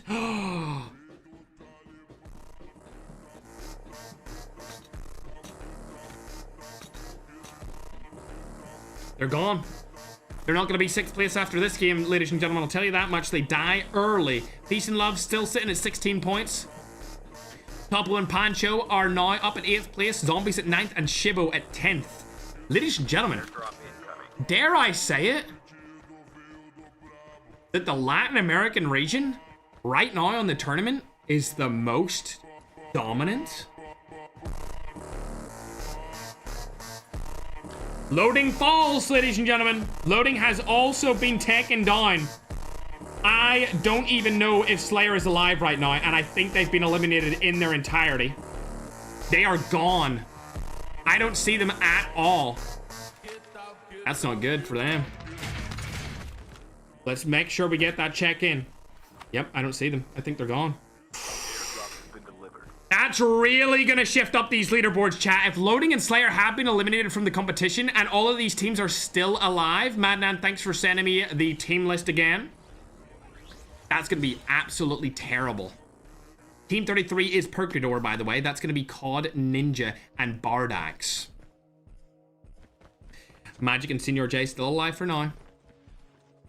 Trying to make something work. Thank you, Sarah. They've got 1 kill on the board, though. They're not looking too good. Let's hop over onto King Knee, as they're actually performing extremely well as a duo from Africa. Defender goes down here to keep Shibo. King Knee alive. Stand up for a little while longer. This is Peanut's team. I would say that King Knee probably has the advantage in terms of ping here. He might be able to make something work. Might be able to get a kill out of this. Stranger rotating away now. He doesn't want to take that fight. He hops in the car instead of taking the fight. They do have an FHA and an SMRS. Something could happen here. A Bader not able to do anything just yet, and it looks like King Knee's not going to opt for anything. Yep. Not gonna get the kill. They're gonna rotate out of that situation entirely, and Magic is able to get a frag. Finally. 2 on the board for him and his duo. Tokyo has been fallen right behind him, and he's actually gonna fall in totality, eliminated from game number 3. That's the Tokyo from the Europe and Middle Eastern region, not the Tokyo from the Philippines, as he's still alive. FHJ in hand, able to not land it, unfortunately. I thought it was gonna connect, but it looks like the hill gets in the way along with the flares. Let's go down the list and see who all has died. I'm pretty sure that Slayer is gone, which is not good for their lead. That lead's going to be eradicated here, chat. As I go down the list, yep, they're gone. They've been completely eliminated. They are team number 18 and they are out. Along with Low Texas team also being out, that means that a lot of spots are up for grabs here. And I would go as far as saying that it seems as though team number 33 might go into a winning position if they win this fight. Shots are going down. Rez is going to get knocked, but a third party might come through if they get this kill from Nairobi. Yep, the third party's coming through with the helicopter. They need to get the kill on the Nairobi right now. If the kill doesn't come through, they might hop out of the helicopter and do them dirty here. COD Ninja should have pushed that. You should have pushed that. Where was the team coordination there, COD Ninja? That was very bad from him, if I do say so myself, because now Nairobi's going to get up to full health. Oh, yeah, he is. He's going to get up to full health. Oh, dear. COD Ninja's throwing. He's throwing. Chip terminal is off.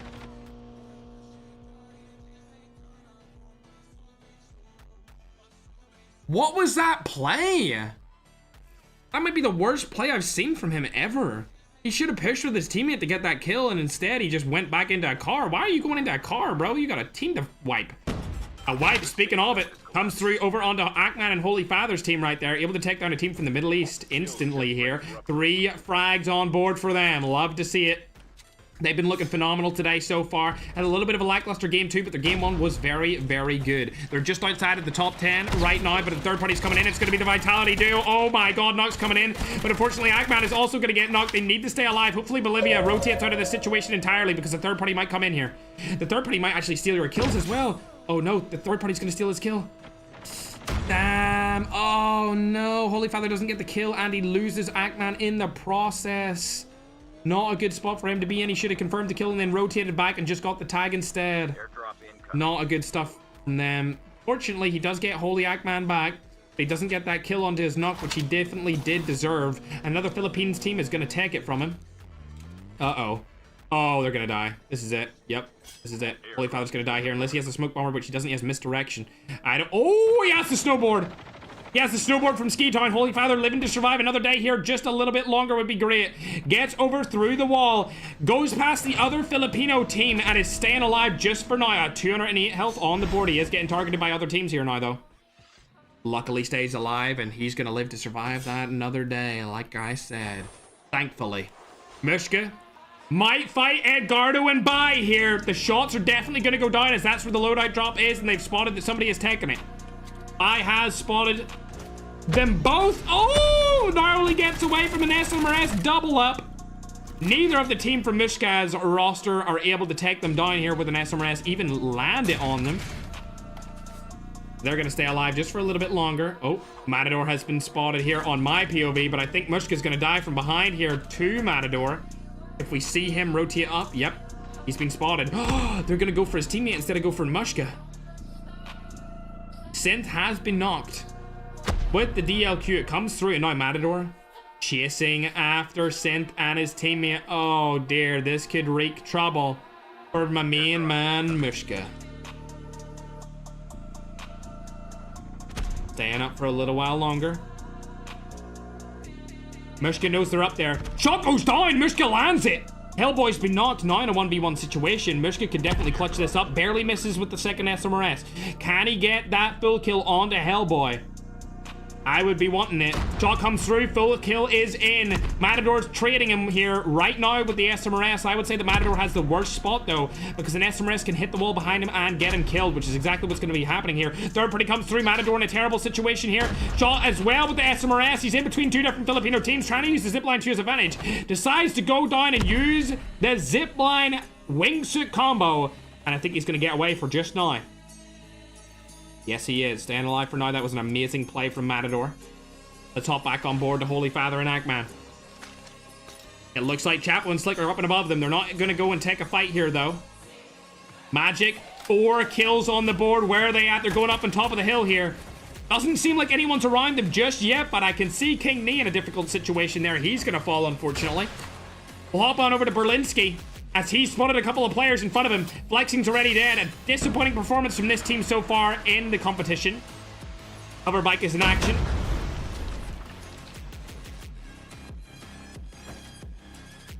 Decapitation Nation for Berlinski there. He's going to get insta-killed by double SMRS to his hoverbike. Of course, Zone is using the Ferg skin. Much love to him. A little scrumdiddlyumptious. We always love to see the Ferg skin in action. It's got number 1 on the side of the shoulder for a reason, chat. You can say the reason in the chat if you want on TikTok or YouTube. So Topo also in a fight here, able to take down one of the players from Bolivia, ENG.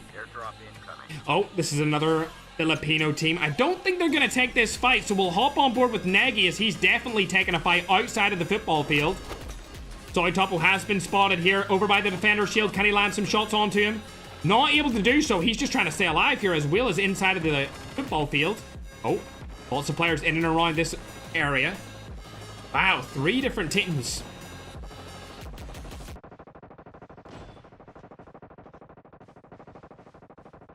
Really, Vector? How did I know you would be here? Out of all people, how did I know you would be in the football field, Vector? Huh? Huh? I just seen Sims do the Ferg throw. Mods clip it, ship it. If they win the tournament, that's the reason. The OG. Both of them still alive right now. 5 kills on the board, looking really good as well. But it looks like King Raph and Claude are right below them. These guys are up in the leaderboard here now as well. Oh. They're currently situated at 5th place. It seems as though Mushki and his teammate want to hold teams from rotating into the zone. SMRS is going to be in hand, and he's not able to land any of the shots onto that opposing team because McCoy has already been knocked. He does steal the kill onto the McCoy, though. So that's going to be them up to 6, chat. 6 kills is not a low amount, especially this early in the game. They're looking real good in game numero 3. Oh, Tokyo's going to fall here. It's all down to Loop. Burn. Can he do anything? He's going to rotate outside of the zone and go back into a safer location. Super Jeff's still alive here, and it looks like Father's inside of a fight. They've got 5 kills on the board along with another knock, I believe. Can they confirm that knock over to the left-hand side? I'm not sure if they're even going to go to it. Never mind, it's been revived. It's going to be OP. The best team from the Middle East versus the biggest team in the tournament. Holy Father's going to get eliminated instantly here. It's all down to Ackman to make something work. Ackman's going to rotate out of that situation entirely. He does not want to take that fight, and there's still 40 players alive in such a small zone.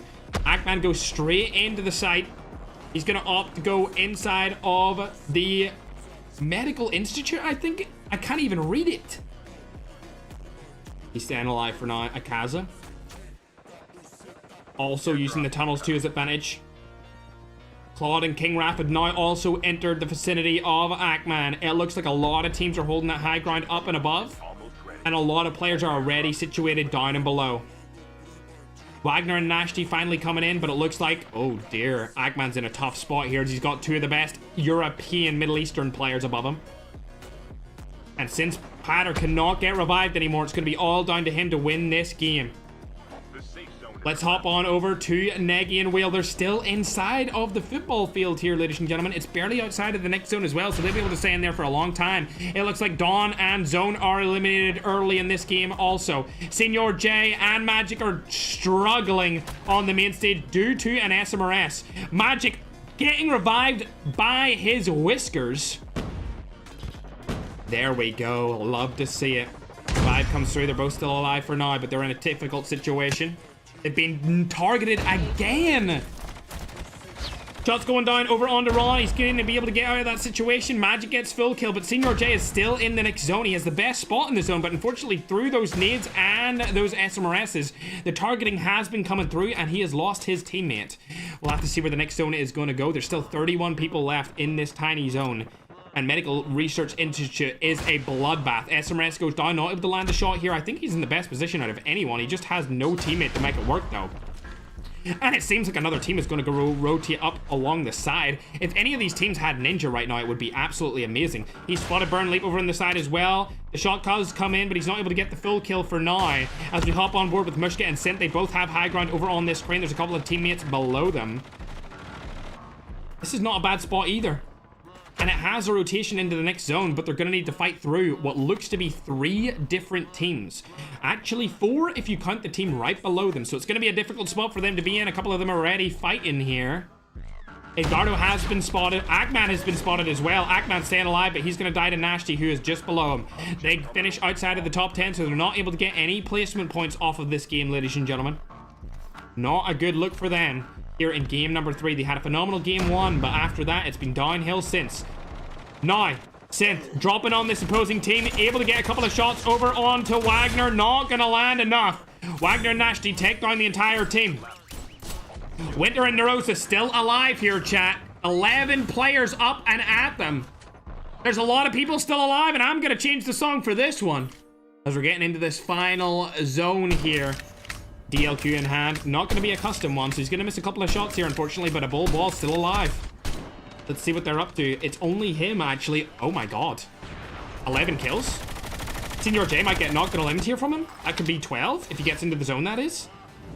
He's in a bad situation here. He's using the defender to his advantage to try and stay alive for a little bit longer. It looks like Virus is up and above, but a bull balls is going to be in a fight. He gets taken down by Senior J.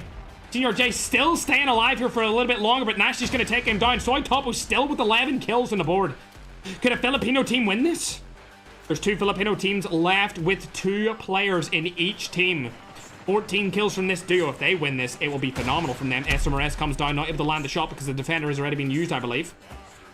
Nashty has 1 shot. He should have just used his AK-117 Mythic to be able to take down that player. 6 people left in this zone. The zone is completely open, and it looks like Virus is right in front here, trying to get a pick onto either of these teams. Wagner's going to target him as well. They have a little bit of area to work with as the shots do go down. Soy Topo is going to be targeted. He uses his defender to go into the zone a little bit further, but I think Soy Topo is definitely in a tough situation along with Virus, as they're solo players, and now Virus is going to fall down, use his defender again to stay alive for a little bit longer. He doesn't have another defender to use here, unfortunately, and it looks like he's going to get targeted outside of this zone. We'll hop on board with Soy Topo as he's going to get the kill onto him. Wagner's also going to fall here as well. Never mind, he turns on Soy Topo, and now I think Nerosa and Winter might be able to win this game. Winter lands the shots onto Wagner. There's only 1 player left, and they clutch it up with 9 kills on the board as a team, ladies and gentlemen. Finishing off game 3 superbly, going to the Philippines. Let's pull up the scoreboard. Pull it up, Chattington. Yes, sirski. What a phenomenal job from them. They tried to take each other down, and they ended up not doing it because they both had areas in the zone to work with when it comes to cover. 9 kills total. Wagner and Nashty actually had 13 kills total, so they're going to be doing really well as well here. I believe 13, yep, that's going to be a 22 kill performance here from Wagner and Nashty. They're going to go right up that leaderboard off that performance. 9 kills, oh, they're going to get 21 point performance here. Nerosa and Winter, so both of those teams from the Philippines doing really well.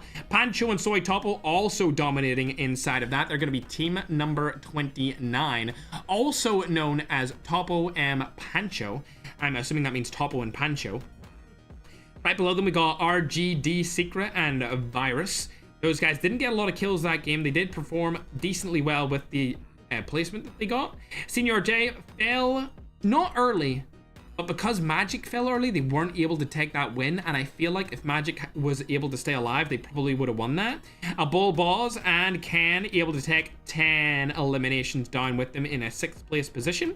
As we go further down the leaderboard, good job by Edgardo and Bai. These guys seem to get a lot of kills every single game. They just don't place very highly. Balor inside of the top 10 as well with Itachi. That team name is known as Italer. 11th place goes to Muska and Synth. That's going to be an 8 kill 11th. We can see Holy Ackman and Holy Father in there with 5 kills in a 12th place finish. I was hoping they would perform a little bit better this game, but at least they got kills, so they're still not out of the competition entirely. they'll be probably just outside of the top 10, but if they have one really good game, if they win a game, they'll go right into the top 5. So not too worried about them. I would really love to see them in the top 10 though. That would be amazing. Going further down the list, you can see even more disappointing performance from some of your favorite teams. But if we go right the way down to the bottom, I mean, Rami, not looking good. Lynch, not looking good. War, bad. LinkedIn 9, terrible. Baby Noah, along with Low-Tech's. Low-Tech's team really fell off there, ladies and gentlemen. In that game, 45 and 0 kills. Along with Loading and Slayer, 43rd, 0 kills. That's terrible. That's 6th place and 1st place doing awful. I think Low-Tech's team may go out of the top 10 because of that performance. Slayer and Loading will still be probably in the top 5 or top 3 even, just because they had such a large lead. Rebar, of course, dying quite early there as well, chat, so not too good from him. As we go further up that list, you can see Peanut died quite early on, as well as Bardax and COD Ninja. We were kind of looking at them earlier in the game, thinking that they might be able to take over Wolves, but that's not going to be the case, as they only got 1 kill with no placement points as well, and they're only going to close the gap by 1 point. So it's going to be 10 points between them right now.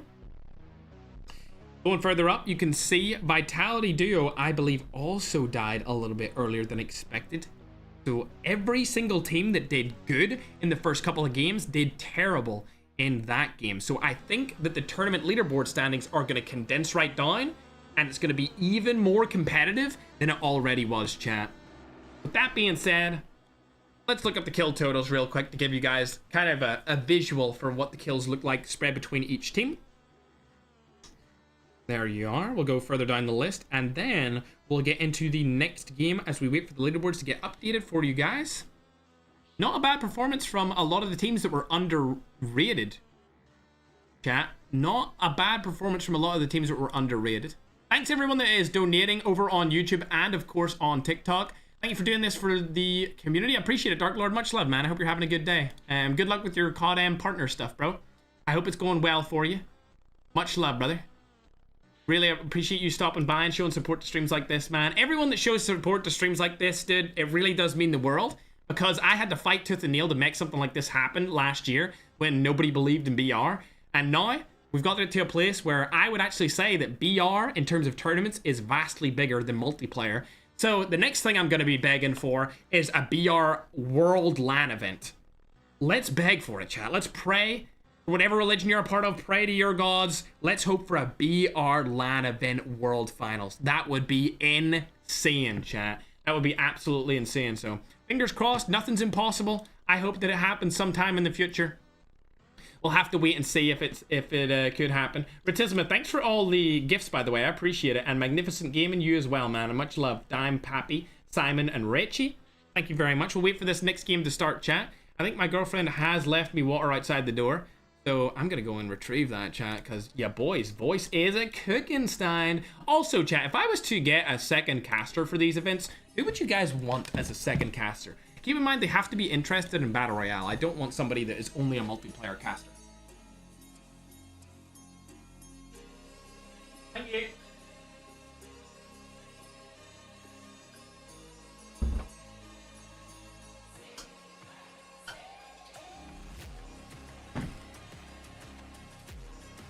Sorry, chat. I was just acting like every other Twitch streamer. Alright, we're getting ready for the next game, chat. Tokyo just needs his teammate along with Exotico. Not sure where they are right now, but Madman and the team are getting their scoreboards updated for us to put it onto the screen. For sure. Yeah, you're more than welcome to spam your country's flag. Absolutely. What do you mean, chat, about... I don't know if I've seen that. I don't know if I've seen any teams team up, chat. Madman can review the footage and let me know, but I don't think I've seen any team whatsoever team up there, chat.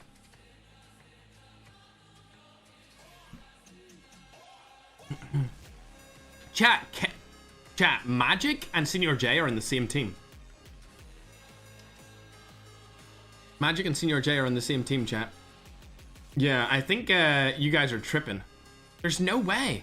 There's no way a big team would team up. Good luck to everyone playing in the tournament. Thank you very much, Tango.amk, for the $20. I appreciate it much. Love, broski.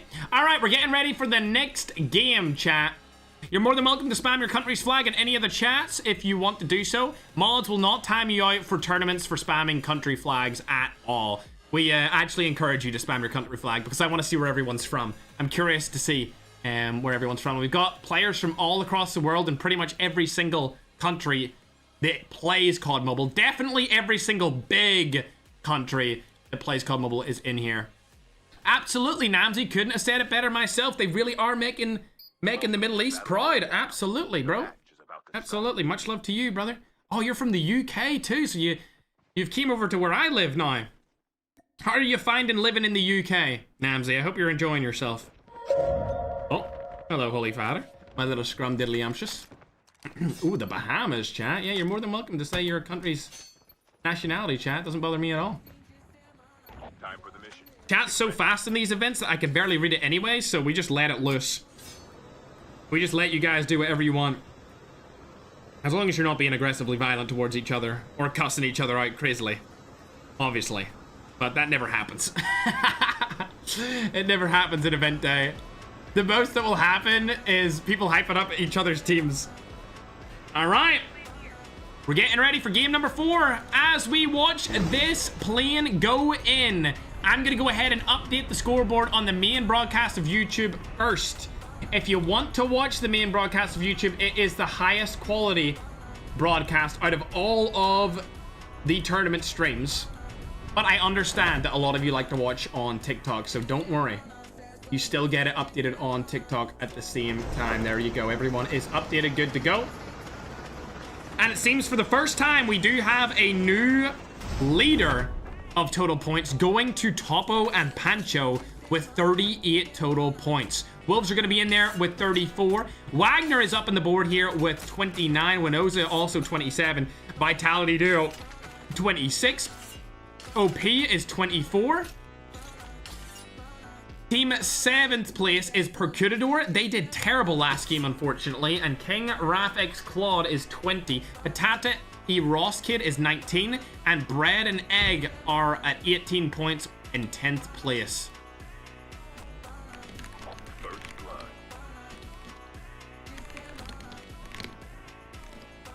There you go, Madman. Thank you for giving me the team list again. Appreciate you. We're now well underway of this game, and it looks like Lotex is able to pick up a frag here to start off the game. He should be team number 8. Let's go and check him. Oh, they're over by New Vision City again. Oh dear, they spotted him. Don has been spotted. He's gonna get targeted here by Lotex. The real question is, can he do anything about it? Shots are gonna go down. Don doesn't have any armor anymore. He's trying to use some of that movement to get out of this situation. Only 75 health left on the board as Ackman's able to take down Exotico. I think Don might stay alive here, but let's hop on board with Ackman and see who he's fighting. It's Berlinski. It's 2 different African teams, ladies and gentlemen. Over and around him. We've also got a team up and above. It seems like everyone's landed over by Holy Father and Ackman's team here. A team that was molded out of circumstance. Now the biggest duo inside of the entire tournament. Still alive in game number 4.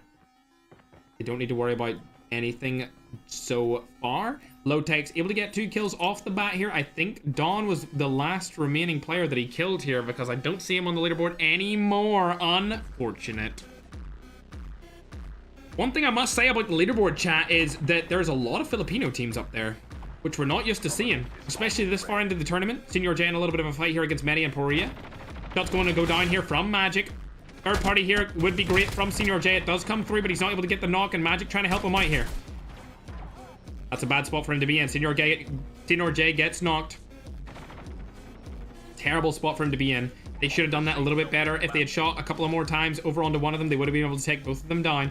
And now Magic, in probably the worst spot he's ever been in, gets eliminated. And Senior J might be having the worst performance of any tournament in his career. I am not kidding. They are doing terrible. But you know what team isn't doing bad? Baby Slick and Chapo. Along with Nagy, as apparently he got another kill. We weren't able to see that, but a Holy Father skin's coming out from his teammate here being well. Groen's still alive for now. Good to see him up and about. He's got Rojo on his roster. Musk has unfortunately been knocked and eliminated, but I want to see what Berlinski's up to, chat. As Berlinski's definitely on the Clipper side of things. He's much more of a Clipper than he was a pro player until recently. He decided to head into the professional scene. And he's been doing very well so far since he has decided to join us on our events. A Clipper turned pro. Loading and Slayer having a little bit better of a fighting chance here in game number 4. They got 4 frags in this game so far. A lot of the big teams are dying early though. Big in terms of viewership. I wouldn't say big in terms of where they are on the leaderboard. Acman takes down another. They're on 2 frags so far. Top over on the Low-Techs and Razooks. They're definitely wanting to stay alive for as long as possible. I don't think they need to worry about anything because nobody's around them. Yeah, nobody's around them at all. It's just this one guy, I think. Yeah, oh, it's COD Ninja. Oh, dear. COD Ninja, that's not good. Speaking of Berlin, he just got knocked as well. That's not good either. A lot of team fights keep happening after I change off who I'm watching, and I think they might die here totally. Yep, there you go. Flexing and Berlinski have been eliminated from game number 4. They're not going to be making it into the top 10 out of this game. Absolutely not. Another African team stays alive for now. It's going to be Secret and Virus that they're going to be fighting against. They don't connect enough shots for it to happen, though. Unfortunately for them. We'll hop on over to Razooks and Low-Techs. They still haven't spotted COD Ninja. So he's going to stay alive for a little bit longer. I'm not sure where he even is. He might have rotated away from there. It looks like he did rotate, or he was eliminated, but Rosskid is still somewhere around here as Ackman has also fallen. Holy Father, last player alive on his team. Trying to make something work here. He needs to get away from this.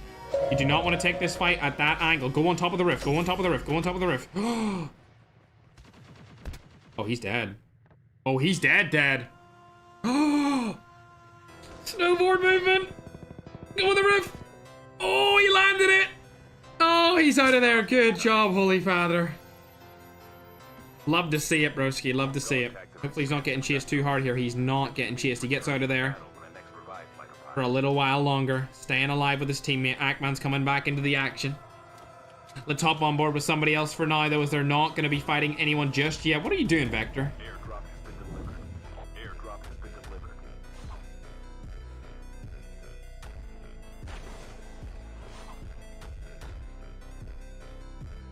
Really, Vector? Why here? Oh, he's middle zone. You know what? Never mind. I understand why here. I get it. I get it. Don't worry. I get it. I understand, Vector. Keep going. Keep going. My little scrumdiddlyumptious. Let's hop on down to a Bull Balls and Ken, though. As they are still both alive. They've spotted a couple of players over and above. It looks like COD Ninja did stay alive for now, but he's going to get shot from behind. He's going to get eliminated in totality, and Bardax and COD Ninja are out. 2 disappointing games in a row for them. Holographic decoys released. They've spotted Holiday. They're not going to go for it. Ken might take some shots onto him, but he's not. No, he's decided he doesn't want to. Interesting. I would have shot at him if I were you. He's thinking about it now. He spotted him again. He really needs to get... Oh, the nade could come down. That could really help him out here. Close, but no cigar. It seems like Holiday is still going to rotate away from that and go behind the tractor instead. Trying to get to the car.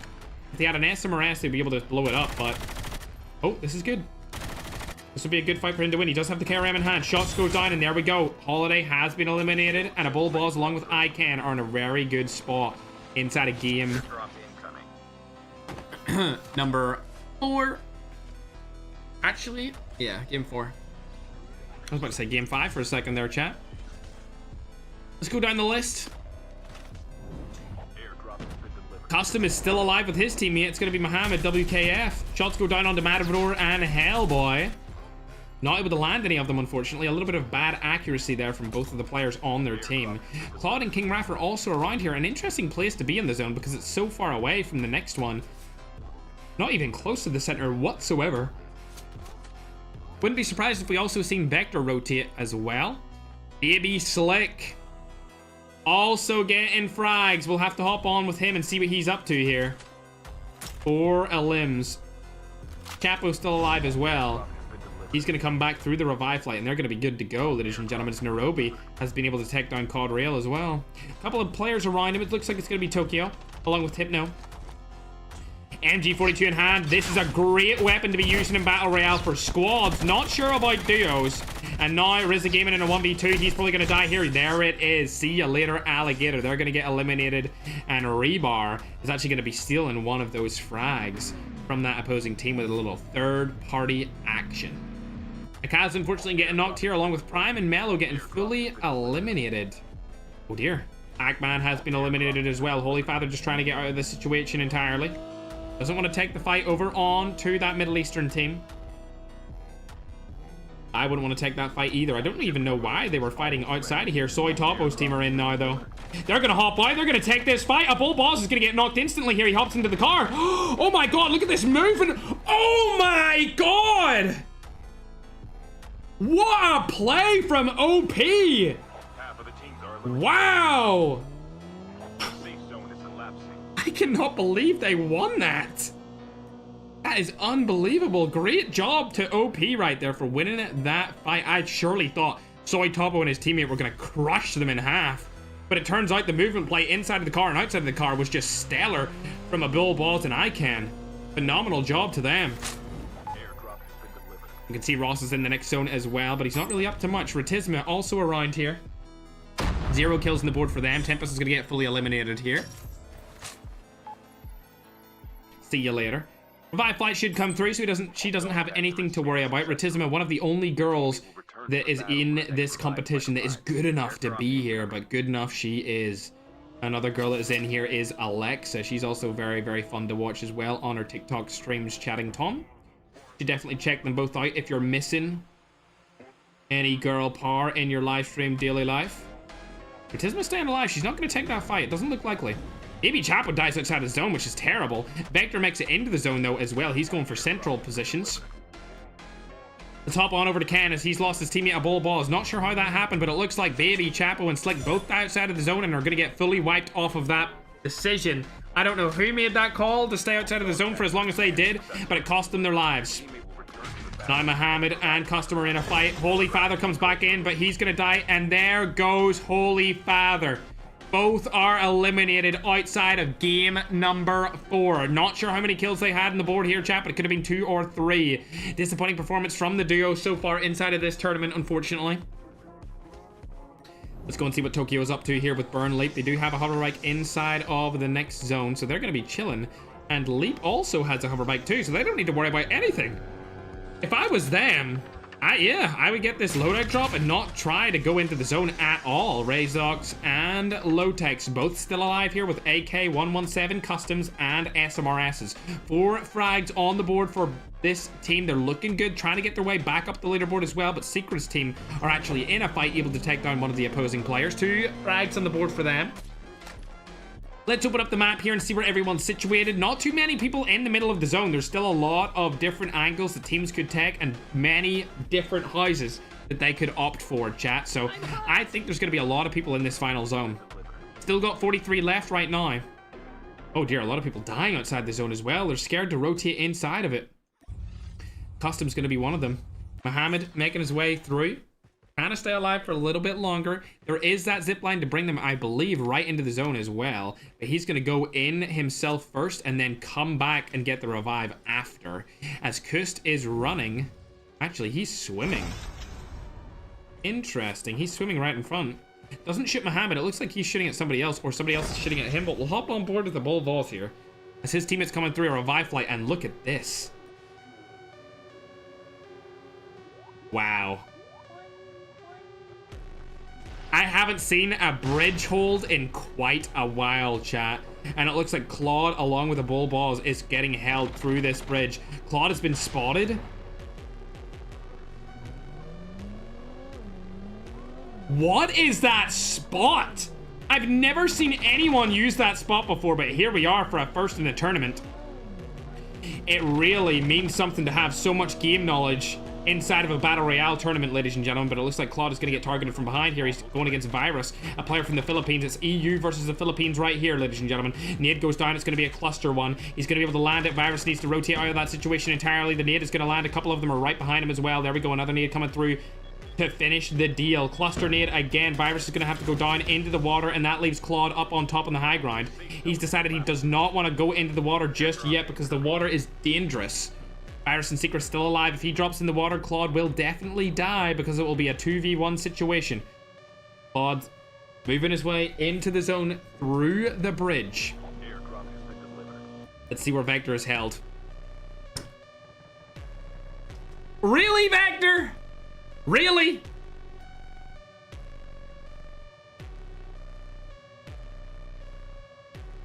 Where's your teammate? Whatever, dude. Whatever, chat. It is what it is. Claude's able to get another knock on to Basu. And it seems like this zone is actually helping the hoverbike players out again, as they're being able to live for even longer. Winter's team also doing pretty well here as well. They've got 4 frags on the board. They're targeting Wagner. Oh no, Wagner dying this early on is terrible. They were really high in the leaderboard going into this match. It looks like they were 3rd place before it started, and now they're going to drop down slightly. Peanut's going to take down Vector off of that tree.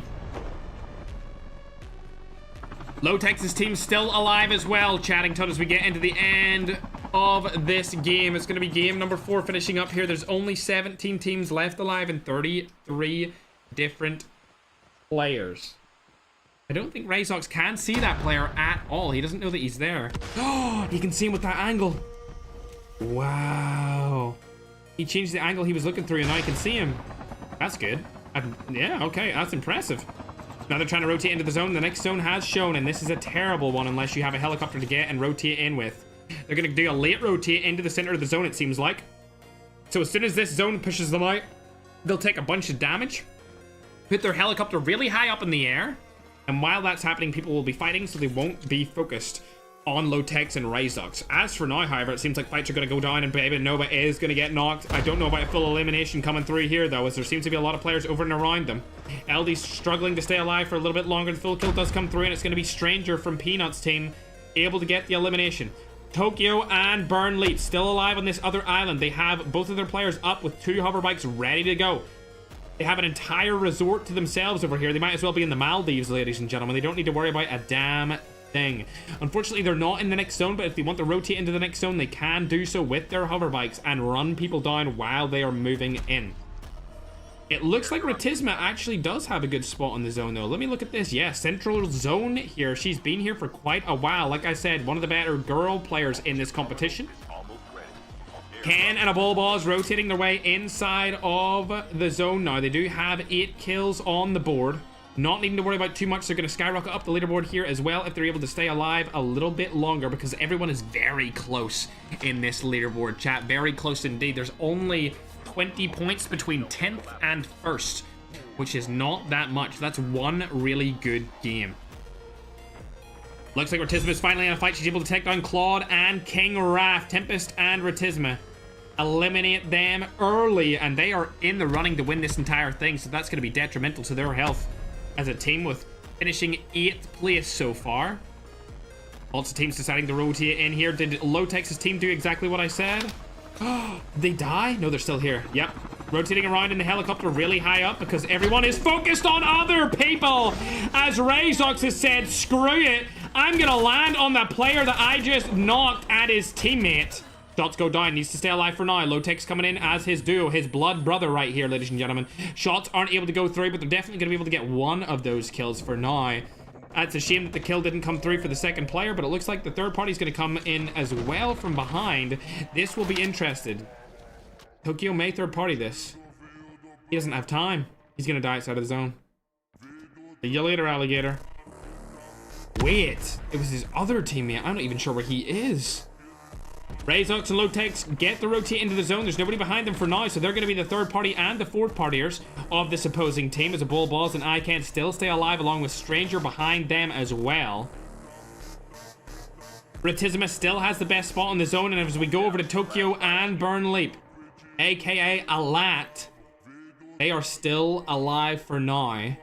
They're not using their ghosts anymore, their hover bikes. They've decided they don't want to try them out anymore, but a Boss and Ican looking very good. Lots of duos still have, actually all the duos still have their teammate alive. There's one team from the Philippines, one team from Europe, another from there's three, two Filipino teams, two European teams, and a Middle Eastern team at the end of this game, chat. As Lotex and Razox are being targeted because they do have the high ground and everyone can see them right now. They're in a very bad spot. They need to rotate into the zone, use the hover bikes and those loadout drops as cover. And that's exactly what they're going to do here. We're going to change the song in for this one. And it's definitely not going to be that. As players need to rotate into the zone. First to rotate is going to be the OP team. They're going to rotate right into Ratisma, I would assume.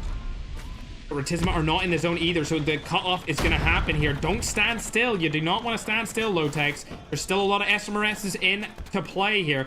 Tokyo and Alat making their way into the zone. They're going to be in a fight against Ratisma here, unfortunately. They do have zone rotation, though. A Boss is going to take them down along with Alat. See ya later, alligator. Razox and Lotex still alive. Both of their players are up. SMRSs are going to go over and target Ican and a Boss here. This is a bad situation for them to be in. Ken finally gets dropped. And now Lotex and Razox are primed to win this game number 4. They just need to stay alive a little bit longer. They've spotted RGD right in front of them, and I think Lotex might fall here. Luckily, he stays alive for a little bit longer. Advanced shield in hand. Razox trying to provide some sort of situational cover here, but a Boss is going to third party from behind on top of that roof, which is going to be terrible for Team Razox and Lotex. They need to focus on the spoiler player, which is that third party from a Boss. The SMRS needs to land here. It's not going to be able to do so, and Lotex and Razox are split up here in a way that's holding down the majority of the zone. Luckily, they've stayed alive for a little bit longer here. Razox going to go into a prone position. He doesn't want to take that fight if he doesn't have to. Looking to try and get a third party instead. I don't know about that smoke bomber. It seems like a bit of a preemptive smoke bomber for me from Lotex. That might cost him the game if you have to ask me. The clan of SGD still alive. Lotex is going to fall. SMRS straight through. Able to knock 2. There we go. Can he get a Boss? Can he clutch up in the main stage? We've seen him do it before, but it doesn't go his way. And a Boss is able to take the win in a 2v1 situation for Team OP. Congratulations for the duo from the Middle East coming in clutch there at the end. A Boss. Absolutely ferocious performance from him. 10 kills as a solo player and 14 as a duo, ladies and gentlemen. That's going to get them a ton of points. An absolute ton of points, ladies and gentlemen. Let's see just how many they get. I believe that will give them 26 total points.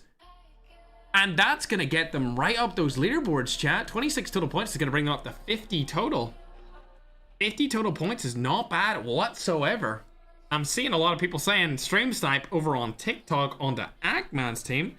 Madman can be the judge of that with the team of spectators that we have in the backdrop. We'll make sure to keep you guys updated on how that goes. But Lotex and Razox also finishing second place. Good job from them. They get 8 kills plus the second place position, which I believe will give them a total of 17 points after that game. So that's good. I think they might end up in the top 10. And finally, again, they've been kicked out of the top 10 for a little bit here. RGD, not a lot of frags for those guys, but at least they finished in 3rd place. Tokyo, along with the Lat, finished in 4th place, so solid performance from them, along with Ratisma. Not a lot of kills. Peanut and Stranger actually did pretty well that game, so good job to those guys. Lynch and Can, 6 eliminations, along with Winter and Narosa. As we go further down the list, a couple of disappointing performances here from a few different teams. I would love to have seen Ackman and Holy Father perform a little bit better. Just a slight bit better than what they have been.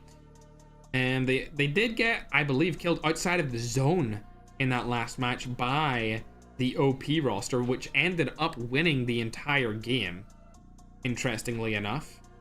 Going through, you can see Akaza and Ranzu died early with no kills. The baby team, Chapo and Slick, died very early with only 4 eliminations, which was kind of unfortunate. I thought they would survive a little bit longer that time around, but as we go further down, Loading and Slayer, early death again from those. So they have definitely fallen up a lot, considering they had a great first and second game performance in terms of total points. Not looking too hot for those guys at all. That's only going to bring them up to about 38 points.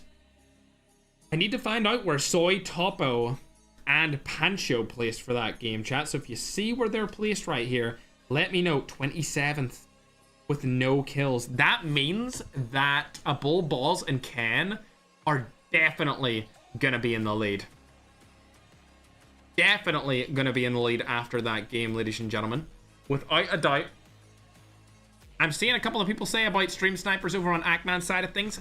I can't agree or disagree until I see the footage. But I'm sure Madnan and the team of our intangibles will let me know what they think about that situation. It was actually OP and Ackman's team. It was quite far outside of the zone, which I did see. I seen that it was quite far outside of the zone when they did eliminate one of them. But I don't know if they actually died to them in total. I would need to see. Either way, Bardex and COD Ninja also had a pretty disappointing game. So everyone that was at the top, other than OP, did pretty poor today in game number 4. But we're gonna get ready for game number 5. Manan's giving me a little update right now about different things going on with the event. We are tracking everyone, by the way, chat. We are tracking everyone and making sure everyone is playing legitimately and fairly. So we'll give you guys an update on that as soon as we review the footage for sure. Slayer absolutely needs to clutch this. Slayer and Loading have had a disappointing last 3 games. Their last 3 games have been poor, to say the least. They came out of the games guns blazing at the start of this competition, but ever since, they really haven't been up to much, chat, at all. If you're watching on the main broadcast on YouTube, I'm going to go ahead and put the rule set up on your screen.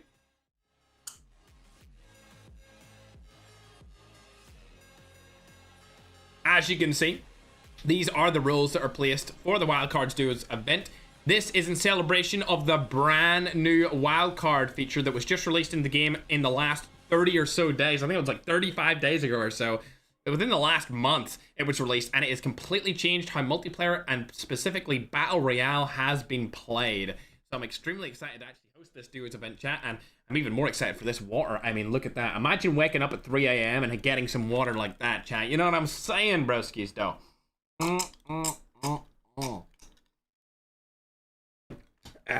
That is beautiful, chat. That is absolutely beautiful. All right, let me play a new song. I don't really know. We're getting ready to start into the next game, chat. We'll have to wait and see. Who's the last person to join? Ah, interesting. Okay, so that gives me the confirmation as Madnan has just kicked him. And Madnan's gonna give me the update of it right now. We just got word that there was some account sharing going on, and unfortunately that is against TOS. They were sharing accounts, so we have got to kick team number 48 out of the competition. It is a shame. It's not one of the star teams, so I'm sure you guys won't care as much, but it is a shame. We're gonna have to let them guys go outside of the competition. You guys know we like to keep things as fair as possible, and unfortunately they weren't being fair at all, sharing their accounts against TOS. We don't want to go do anything against TOS on any of our tournaments. Man, if you're ready, we're good to go then. Thanks for the update on that. I would appreciate an update on what Ackman and Holy Father are saying as well. Make sure to look into that behind the scenes. We're not too sure what's going on there, but I see TikTok chat is spamming me.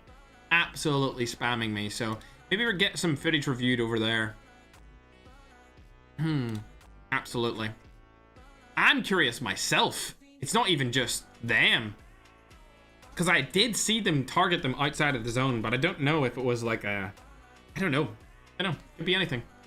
Could have been like a helicopter. Could have been they seen the snowboard. Anything like that. All right, we're getting into game number 5, chat. We'll get the updated scoreboards ready for you as soon as the team sends them over. But this is one of the last games.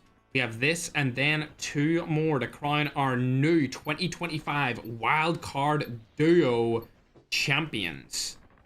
Time for the mission. My little scrumdiddlyumptiouses. They stream sniped.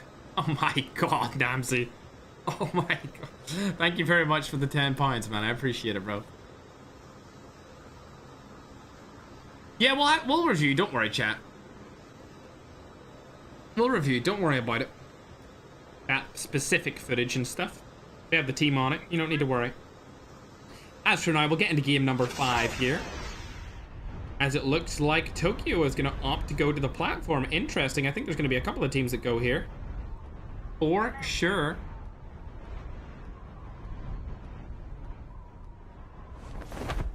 Alright. Ackman and Holy Father never mentioned it, chat. It's just you guys that are mentioning it. Uh-oh. This is a bad fight for a lap to take. Oh my god. Oh my god. Bro, dead-ass parkoured on him. I'm gonna need to see Bardax's POV of that after the tournament, chat, because what was that? Bro knew exactly where he was going and jumped right in on him. Wow, impressive stuff there from Bardax, but I mean, what do you expect from Latin America's best? Loading's been knocked, and I think he got fully eliminated there instantly. No way. Don't tell me they're gone already. Slayer's still alive for now, chat, but this is gonna be terrible for the duo themselves to make something work here. It looks like it's Tempest and Rotisma right up and above him. This isn't good at all, chat. Isn't good whatsoever. Slayer needs to stay alive for as long as possible. We'll leave him for now so that he doesn't get any kind of stream snipe happening to him. Kaz and Ranzu also in a little bit of a fight here between two different teams. Looks like they were able to eliminate one of them, but now they're focused on ENG. This is Vitality's team. Topo also getting knocked there by Hellboy. I'm gonna actually hop on board with that, I think. Or we'll check out OP. As these guys are currently in the lead for sure, and while we watch them, I'm gonna update the scoreboard for you guys. You can see exactly where everyone is situated in their current scores. The lead has actually completely dissipated. And now the lead is vastly in favor of a Bull, Balls, and Can, chat, which was not the case the first couple of games. They did pretty terrible at the start there. They did pretty terrible, to say the least. But now they're 12 points ahead. And Wolves have only gotten, what? Like 4 points in the last 3 games? It's been awful for them. Let's go through the scoreboard really quick, chat, as this game's starting off. Thanks very much, Magic Plays. But at the top, we've got IOP. Then we've got Wolves in second place. Topo and Panchito in third place, tied with Wolves. Winoza, that's going to be Winter and Nerosa, in fourth place with 35 kills. Right below them, we've got Low Texas 30-minute team with 34 points. That's what I meant. I didn't mean kills. I meant points. Wagner with 30 points. 6th place. Vitality Duo with 28 points in 7th. 8th place is going to be King Raph. They've been doing really bad in the last couple of games. 9th is Patata and Ross Kid. Then 10th, we've got Percudor. So the scoreboard is very tight outside of the first place team, which we have seen have been on a little bit of a dominant run the last 2 games. I didn't expect them to win that game either, and they clutched it up on the main stage, a Bull Balls. Now they're in the lead for the first time in the tournament. We'll top on over to COD Ninja Bardax. They had a good couple of games, but now they've fallen off as well. It seems to be the case. Not very many consistent teams this time around, chat. Nobody has performed well every single game, which is usually how teams win competitions like this. You perform well every single game. You might not even win an entire game itself, but because you play so high with a consistent amount of kills, you can actually win a tournament. Let's hop on board with the biggest duo. Ackman and Holy Father in a little bit of a fight here. Nairobi's going to get a knock straight away. Patter gets the trade. Shots go down onto Reza. He's got his tag. He could get him up here straight away. Reza could fall on him, though. TPSH is in the hands of Holy Father as well. That flash could hurt. Doesn't go down. It's actually not going to hit him whatsoever. Holy Father stays alive for a little bit longer. Picks up a gun here or something. I'm not sure what he's trying to do here. Ackman must be giving him callouts as to exactly what to do. 1v1's going to come through. Smoke bomber in hand. Lands a bunch of shots. You need to do it right now. You need to push him right now. Father! Father! Holy Father in a 1v1. Can he clutch up? The guy is 1 HP. You need to land a couple more shots, Holy Father. It's Reza game and you must do this for the entire country of the Philippines. Oh no, Ackman's gonna fall on him. He spotted him. Ackman coming in with a little bit of a retaliation play here. A sweet revenge would come through very well for this team. Shot's not gonna go down just yet. He's able to pick up an RUS. Still trying to make something work. Holy Father also trying to land some shots onto him. Oh dear. Oh, now a third party's coming in. Who is that? Oh, it's Claude. Shotgun in hand. Ackman says no. The kill comes through, and the holy duo lives on for another day. Claude and Raph rotate around them in the helicopter. I thought it was going to be a bull balls in them. I really thought when I seen that helicopter, I was like, there's no way they're doing this. But it's not. It was Claude and Raph. Both of these players are still alive. Both of the teams are still alive with 2 of their players up. They don't need to worry about a thing here, as it looks like Flexing has also been taken down as well. Not looking good. Airdrop has been delivered. Interestingly enough, I think they've put a substitute player in here for Berlinski. Mad9, can you confirm with me that they have their substitute player in playing instead? Oh dear, it's not really going to help them here at all, as they get eliminated very early on in this game, chat. Very early on indeed. Who's that third party coming over? It's Edgardo and LSK. They're not going to push through, though. They're staying alive just for now. A lot of teams right over around each other here. But it looks like finally Ackman and Holy Father get a good zone up in the top of the map. So this might help them out place very highly here instead of where they've been placing. Because every time they try to rotate, they end up getting killed. Probably. Man, probably. Narosa also able to get down 2 eliminations onto another opposing team. BBNO and LD's also taken out of game number 5. I see Loading and Slayer right in front of Ron. Shot's gonna go down here. Loading is able to get a knock onto Father Ali, but the third party comes in here from Ron. He's not able to knock him just yet. The defender shield goes down. Father Ali's knock gets stolen from a bull balls, and another gets stolen from a bull balls. It seems like everything is going in a bull balls' way today. No matter what these teams do, he just keeps going around stealing frags from the opposing teams every time they get a knock. That's multiple I've seen inside of these games. 2 so far inside of this competition. I am actually curious what wildcard he has. Ooh, Hawkeye. Okay, so reveals the target you hit for 1 second. Yep. Wildcard definitely is one of the best. Or Hawkeye is the best wildcard, I should say. I think they know they're up here. Oh. Interesting. We'll have to see how this fight plans out here, chat. Oh, they're not going to go for it. They're going to rotate away from it. Instead, Stalker can see him. I know Stalker can see him because he has a third-person peeking angle. He's going to take a couple of shots. None of them are going to land, so they don't really need to worry about them. And now, OP definitely know that he's up there, and they're actually going to go for a roof nade. It's not going to land. Barely goes away. This one might, though. Still not able to land a nade again. They could have landed both of those nades. Unfortunately, a little bit of a throw there, but it looks like Loading's also in a fight here, and he's going to get knocked. Slayer's the last player alive for his duo here. Trying to stay alive. That might be it. They might be done for, chat. I don't think Slayer and Loading will have what it takes to win this tournament anymore. They're too far below, and they died early. It's going to take some incredible miracle for them to win this. Absolutely. Shots going down over to Bardax and COD Ninja. Holy Father's up first. Let's look at him. He's able to get the knock over onto COD Ninja. But a bull boss stole a kill again? Almost ready. How is he stealing the kill every time? Bro, every time somebody gets knocked, I'm seeing the kill get stolen by a bull boss. That's like the 4th this tournament I've seen. He is a prime kill stealer, bro.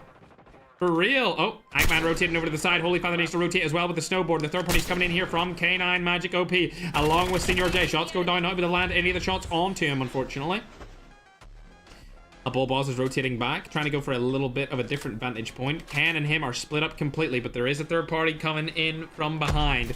Shots go down, gonna miss another one over onto Magic. Not good accuracy here that we've seen from a bull boss so far, but we're gonna keep on watching him because I'm curious how he's doing it. Bardax taking... Ooh, nice shot. Oh, Bardax is going to die here. Or Senior J. There we go. Bardax takes down Senior J right there underneath. Still no shots coming in. Oh, bad accuracy from a bull boss. Finally being able to see him miss a couple of shots. It's been a while since we've seen that happen. Both of the players are still alive on Team OP.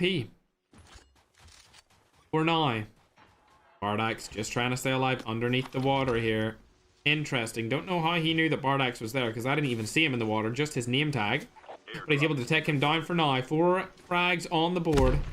A Bullball's trying to make something work against Magic. Not going to be the case, though. See you later, alligator. As we'll hop on over to Holy Ackman and Father. Claude's taking down the campers. And it looks like Matador's finally getting his name up on the board as well. Who's Father shooting at? Oh, he's shooting at iWar. Okay, they've rotated back down and around where OP were, but they don't have the high ground against OP anymore, and Ackman might be in a very difficult situation to play against, especially if they start holding them off. I mean, look at this spot. Yep, they're gonna hold them. They're gonna hold them for sure. Yep, they've spotted them. They're gonna hold that. This is a really bad spot. If I was any team in this lobby other than OP, I would be trying to kill these guys. They have a 12-point lead. You're gonna want them to die so that you can take their spot as #1 on the leaderboard. Oh my god, they're going for it. They're going for the fight outside the zone again? What? Rotating back inside now. They're not going to take the fight just now. Instead, they're going to rotate and opt for a little bit more of a safer play here as Father's able to take another frag out. And these guys have actually been doing pretty well today as a duo. They've just faced some very unfortunate circumstances. So we'll hop on over to Pancho and Soy Topo. These guys were doing amazingly up until last game, and unfortunately didn't get much points last game. But if they have a really good time this time around, they will be able to go into that first place position. Unfortunately, Slayer and Loading are eliminated, and they were your second place team. So it's not looking good for them so far. Over the last 4 games, they've got about, I mean, 4 points, maybe? Maybe 4 points to that. Actually, last 3 games, like maybe 4 points. Really, really bad stuff from them. We'll move on though. Hello, Balor.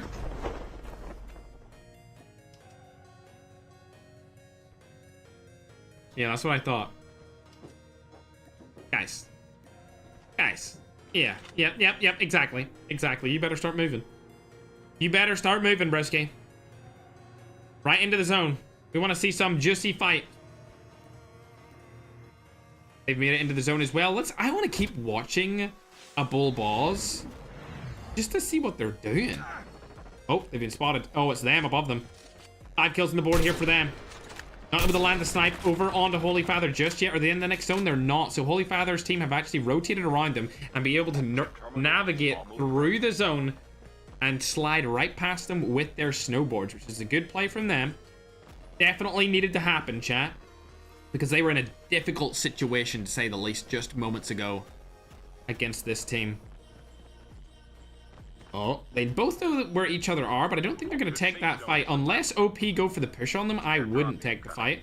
And it looks like Holy Ackman and Father are both inside of the building as well, so they don't need to worry about too much. In the building, in the zone. They have cover to use to their advantage, and it looks like Super Jeff is over there as well. Oh gosh. Luckily they stay up, but Pancho and Soy Topo are right beside them. The call-out's going to come through here from Holy Father and Ackman's team to do something. I don't know if they'll be able to do anything, but we'll have to wait and see if anything comes through, chat. They know that they're right there.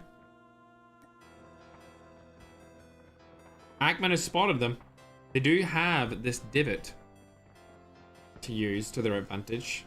And Soy Top was putting down defenders just to stay alive. Claude and King Raph also up in the sky. A Bull, Balls, and Ken need to move. Where did they go? They're going to rotate across to the other side of the zone and opt not to take down Ackman and Holy Father, which is good for them because you do not want to take a third party on, especially when it's from OP and you're fighting the top 2 teams. Oh god, Claude has landed on the roof. There is 3 of the top teams right beside each other. And now with OP coming over for a third party, 4 of the top teams are right alongside them. Not looking good whatsoever here.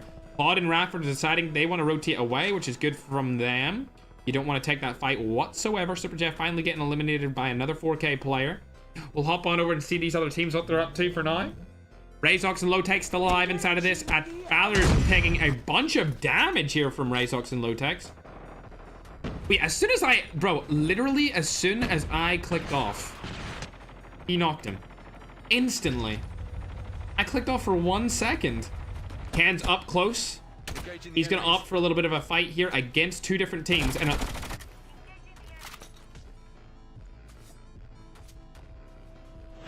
he doesn't have the wild card to do that, but he does have smoke bomber. Unless his teammate hit him. We'll have to wait and see, chat. I know that Mandan's watching this team quite vigorously, along with the entire roster of us. Ackman and Holy Father getting out of this situation entirely with the snowboards, and it seems like Razox is able to take down two with an SMRS. Oh god, there's a lot of different teams in here. This is not good. They need to find a position in the zone to take. Maybe a house or something. Oh no, this isn't a good spot either. That house would be amazing for them to take, but I don't think they know that it's a free house. I don't think they've realized they don't have Defender on either, right? Ooh, okay. Ackman has Defender on. This is still okay. They're still in a position to win this. I believe in them. Defender in hand, Smoke Bomber in hand. They might be able to do something. Oh, uh-oh. Oh my god, they're getting third parties. Dots go through. Nashi's going to fall to Ackman, and that's going to be a free couple of kills for Holy Father and Ackman there. And a placement up. There's still 18 teams left alive. They need to close these doors, though. Absolutely need to close these doors. Wagner's team get eliminated early. I'm not sure how many eliminations they got in this game. Remember, this is game number 5. A Ball's also able to take down another knock. I'm going to hop on board with him again and see what he's up to. Shots go down on the Claude and King Raph right in front of them. They got 5 so far. They're looking for a 6th here. A 6th definitely could happen. Absolutely. It doesn't look like a third party's going to come through, and Claude's going to end up getting knocked outside of the zone after his revive, so they won't get the kill for that. But I think like a Balls might just take him down here. King Raph is going to be eliminated regardless. There you go. 6 kills on the board for the team. It is at the top of the leaderboard, chat. This is a curious case. So it is, chat. It is a curious case indeed. Keep a close eye on them for now. Using the smokes to their advantage. Evader has been spotted. See you later, Evader. Lowtech's finally going to get knocked here as well. If we hop on over to Razox, he's going to get the revive out, and they don't need to worry just yet. They do have a lot of area that they'll need to rotate through in order to get into the next zone, which might not be the best for them. They do have the roof advantage, though, so they'll have high ground to view over. On top of that barn that they're currently in. Holy Father and Ackman's team still alive for now, though, chat. Still alive for a little bit longer here. And they spotted Winter. Can they get the frag onto him? No, they're not able to do so, and it looks like he's going to get chased down by a hoverbike. But keep in mind, a Balls and Ican are right in front of them. Right on the top of this zone. Father gets one of them onto Virgo. Father has spotted a couple of people in front of him. He's trying to go for one. He's not able to land enough shots to even crack that player. Unfortunately, Winter does die to Can. Ackman and Holy Father, 7 frags up. They are in the top 10. Oh, Lowtech's. Now in a 2v2 against the Balls Can duo. Trying to go for the high ground here with the SMRS, but he's going to get third party from behind. That's a terrible third party to happen. Unfortunately, it does come through. Father is able to get a knock onto another player. It's going to be Ross. Get the full kill. Full kill comes through. Ross still alive for now, but he is cracked. 8 frags and eliminations on the board here for Holy Father and Ackman. Hoverbike still in play as well as Ken takes down Razox. Unfortunately, Razox is going to get fully eliminated, and so does Lowtex. Ackman and Holy Father trying their best to take down the Balls duo. As the third party's going to come through. I think Balls might take this with Ken again. I really do. If they get third partied here from the other 4K roster, they will definitely lose this. 9 kills. It's going to go in the way of Philippines or the Middle East here, ladies and gentlemen. A Balls' team, I think, will need to rotate first into the zone and then followed by the other 2 duos. They are pretty out in the open here. If you have an SMRS, you could make something happen. And it looks like 4K, the other roster over by the side of them, do not want to take that fight. They don't have an SMRS to take the fight either. And I really feel like OP are in the best spot to win this game, based off how close 4K and Holy Father's team are. But it's all going to come down to the very last moments, ladies and gentlemen. This is it. I don't know who's it going to come down to. Shots go down over on to OP from Akaza. Not able to land any of them, ladies and gentlemen, as we hop on board with Ackman and Holy Father. They're going to get pushed out of their zone. They need the third party this. They need the third party. The wrong team. You're going for the wrong team. They're going for the wrong team. We're going to give the win to the OP. A bull boss is still alive. Can they do anything about him? He's rotating around the side of the map. Agman's still alive for a little bit longer. I can't see him anymore. Holy Father does get knocked. It's all down to the Holy Father and Agman. They're not able to do it, and Ken wins it. As expected, they focused on the wrong team, and it ended up losing them the game. So close, chat. So close. But they focused on Ranzu, dude. If they had have let Ranzu run into the zone and taken some zone damage there and then third-partied it, they probably would have won that game. But they thought that Ranzu was going to target them first, and unfortunately, the team with the worst position for the 4K rosters ended up winning the game with 12 kills. That's going to get them about 24 points. So they're going to be vastly in the lead now after game number 5, chat. Great performance there from Holy Father and Ackman. It must be said, a 10-kill second place performance is absolutely phenomenal from them as well. That's going to give them a bunch of points too. I believe they're going to get 19 points off of that game, so they might even go into the top 10 as well after that. Akaza and Ranzu really playing griefer there. If they weren't alive at the end, I think Holy Father and Ackman would have won that, and if Holy Father and Ackman didn't target them at the end, they would have won it as well. But OP win another back-to-back games in this Duo Wildcard Cup event. Going further down, you can see Razox and Lotex made it far, but unfortunately they died earlier to the OP team as well. A lot of the Filipino teams made it really high in a couple of these games now. The Rosa and Winter doing really well in this tournament, I must say. They're probably still up on that leaderboard somewhere close to the top of it. Further down the list, you can see Claude and King Raph have been having a disappointing performance so far in the competition. It just is what it is. They've got a couple of kills in there from Can and Lynch. Nagy has 3 as well, but as you go further down this leaderboard, you're seeing some disappointing performances from some of your fan favorite teams. There's 49 teams instead of 50, as we had to remove one for sharing accounts, chat. We took them out of here. We'll go up onto the top of the leaderboard again. It's good to see Father and Ackman at least finish in a top 3 position after that game, chat. Good job to them. Good job to them again. Man, you can give me updates on anything to do with that game at all.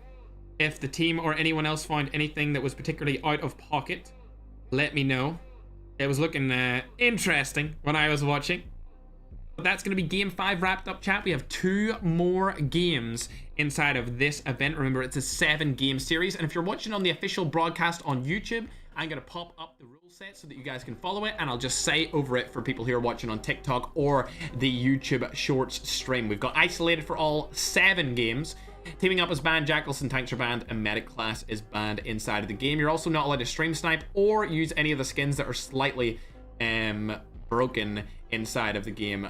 There's 50 total duos. We put that down to 49 because one of the teams were sharing accounts. There's 100 players, now 98, and all regions were invited to this event. First place is going to get you 12 points. Second is 9 points. Third place is 7. Fourth is 5 points. Fifth is 4 points. Sixth to 7th is 3 points. 8th to 9th is 2 points. And 10th is 1 point. Over on the right hand side, you'll be able to see the prize pool along with $5,000 up for grabs for creator rewards when it comes to playing in the event and doing a bunch of different posts about the event. Chat? Yeah, absolutely, man. And I'm sure they would let you know. So far, chat, I think the OP have been legit. They just seem to be in really good positions. Like, you got to think about it. The 2 games that they won, they shouldn't have won them. Those last 2 games, it was the odds of them winning that all came down to decision making of the other team. So that game, Holy Father and Ackman targeted the wrong team.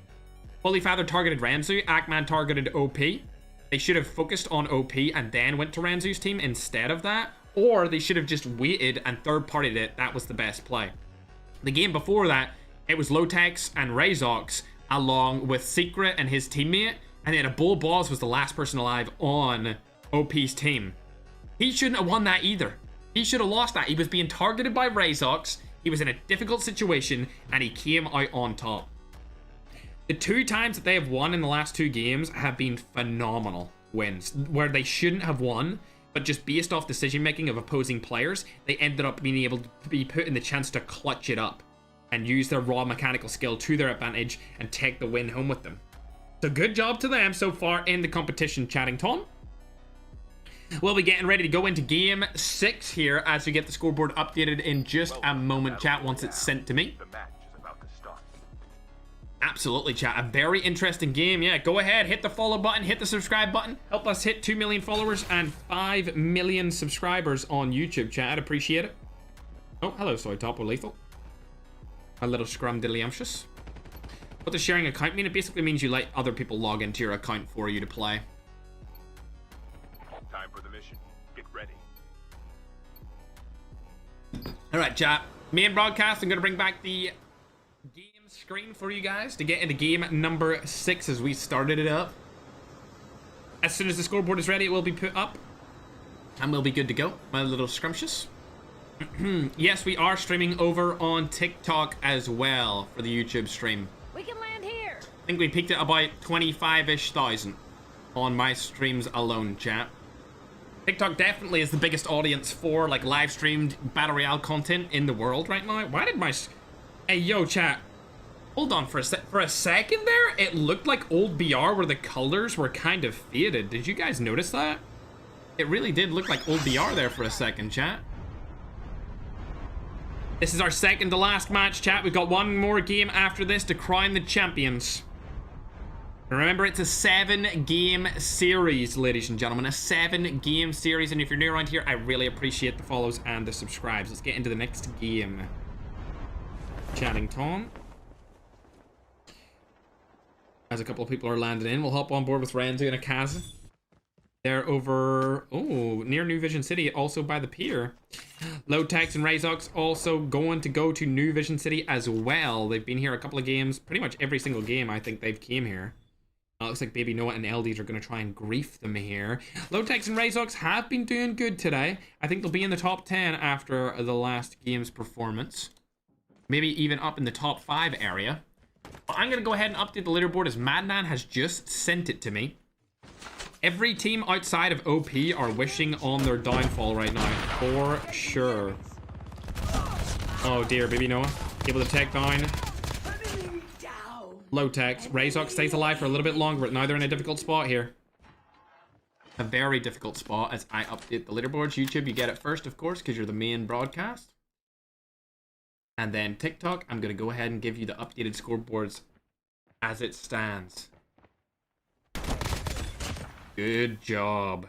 Good job by Razox there. Clutching up, getting the 2-piece. That's what they needed. Lowtex didn't even die either. And now the third party's going to come in from Medi and Poria. Poria. Coming up from below. As we'll hop on board with the OP team. They've landed dormitory quite often. They've pretty much been doing it the entirety of this event. They were doing it last event as well with their entire squad roster. They don't need to worry about too much other than Soy, Topo, and Pancho pushing them here, which is a very good team. Now, they have 0 points on the board here, chat, and in order for a team to take them off that #1 spot, Soy, Topo, and Pancho would need to take them down right here, chat. If there was a chance for any team to take over them this game, that would need to happen. Is almost ready. The chances of that, pretty low. As Loading is able to pick up a knock over onto LSK. Good job to him. Finally being able to see Slayer and Loading on the board again. They have had a disastrous run here in the last couple of games. And they are way down the leaderboard now. They were first for so long, and now they are 5th with 38 points. Only half as many points as the top team. Ooh, that was lucky. Shots go down. Easy frag over onto Slayer. 3 on the board. Starting off this game strong. Hope to see it remain up until the end. Now, Razox and Lowtex haven't been able to get another frag onto that opposing team that landed with them in New Vision City, but it doesn't really matter because they got 2, and now they're going to look for better loot and get into the zone, hopefully get a solid placement. Hopping on over to Ackman and Holy Father, we can see 0 kills from them at the start of this game as well. They're not too worried about anything. But they are 6th place, so it's really good to see them up on the tippity top of the scoreboard in terms of placings. It's the first time I've seen Holy Father this far up in a leaderboard, this late into a tournament. 6th place, this late into the tournament. If they have a couple of more good games, they might even finish top 3. They just need to have another solid performance in this game, And they'll be good to go to get that top 3 podium finish, chat, which would be amazing for them. Incoming. Be a first for Holy Father, of course. I'm curious if OP are going to fight against Soy Topo and Pancho. I think Soy Topo and Pancho actually rotated away from them. Yeah, it looks like it. I don't see them anywhere around here, and they still have 0 kills, so there's no team close to them. They stay alive and are able to fight another day. Let's go and see if I can find where Soy Topo is. Because I thought for sure they were like looking over at it, and I thought, you know what, they might peek that. No, oh my gosh, they're so far away. Yeah, they're literally going to the other side of the map right now, so they don't need to worry about that team whatsoever anymore. What about Holy Father? Anyone around them? Nope, they're clear over on Outpost. They do have Bardax and COD Ninja, who were on the tippity top of the leaderboards just a couple of games ago, but they've fallen down a little bit as well. Also, surprisingly enough, Winter and Narosa are 2nd place right now, which I did not see happening whatsoever. That didn't strike me as a team that would perform as well as they are doing here, chat. Not at all. Claude able to take down Tricky Tan. I don't think that'll be a really big fight. Yeah, I thought. As I assumed, War and Tricky Tan, unfortunately, dropping very early on inside of this game number 6. But now Loading and Slayer going hyper-aggressive mode against another really good team here. It's going to be the African brothers, the duo. Baby are eliminated. See you later, Chapo and Slick. 2 of the best players from the Nigeria and Africa region, unfortunately, die very early on in this game. Not even able to make it into the top 35 of the teams. Another third party is going to come in. They probably could take this team down too. I wouldn't put them against it. Here's Custom and his teammate. All good in the hood for them. We haven't really watched King Nee so far today, so I actually might give him some screen time as I just seen him get a kill. I don't know why my nose is so itchy. Vader and King Nee, 1 frag on the board. Not near anyone anymore, so we'll just change over for now. Same with Holy Father and Ackman. Nobody's even close to them. And it looks like Tokyo and the boys also have a clean flight path into the next zone as well, as nobody's near them either. Along with Super Jeff, and Winter is far outside the zone. He doesn't have a helicopter to really help him out here along with his teammates, so they're in a difficult situation here, chat. Only 44 points compared to the 74 of IOP. It would be amazing to see them win one of these tournaments, to see a Filipino team win on such high MS. Definitely a possibility, but you would need to see the team from the Middle East, OP, do terrible. And the chances of that happening, I would say you're probably in single-digit percentages for OP to throw a game. Oh, they spotted a team right here. Oh, there's many teams here. They could drop down right now and get a lot of... Oh, that's exactly what they're going to do. They're going to fall straight into this. They're going to go for this play here, ladies and gentlemen. Go for a very aggressive push. They've got the trophy system down to stop any SMRSs or nades from happening. Shots go over from the side. Shen is going to get eliminated instantly from Ken. Ken gets a quick kill onto him. They've got Predation and Backup Trip for his wild card. And then if you look at the other wild card, we've got Military Recycling and Interrogation. Interrogation won't really be that useful inside of this, so he's probably going to want to change that out instead of using it and opt for something else. As for now, let's hop on board with Soy Topo and Pancho, chat, as these guys are quite high up on that leaderboard, and in my opinion, they could finish top 3 quite easily if they just place well. They just need to place well. Of people are around them over to the right hand side. They heard the shots go down. Rebar's teammate's still alive. He's trying to get back him into the action. I don't know if it's going to be possible because that team is going to push them here. It's going to be Father Ali and Kust, I believe. Uh-oh. Oh gosh, they're coming in. That might be it. They spotted him. Yep, they spotted COD Rail. Kust is going to get out of the squad as well, and I think that should be all she wrote. Inaccuracy really hurting them here, but to get the frag in the end. Ooh, a whole boss is in between Slayer's team. Shots go down. Instant knock from onto Ken. Every other team in this competition is looking at that in the kill feed and thinking, my God, we need those guys to be eliminated right now. Ken tried his best there, but Patata pre-fired him before Ken could even get his sights on board. And we'll hop on over to see what a bull boss is going to do in this situation. Can he help his blood brother here?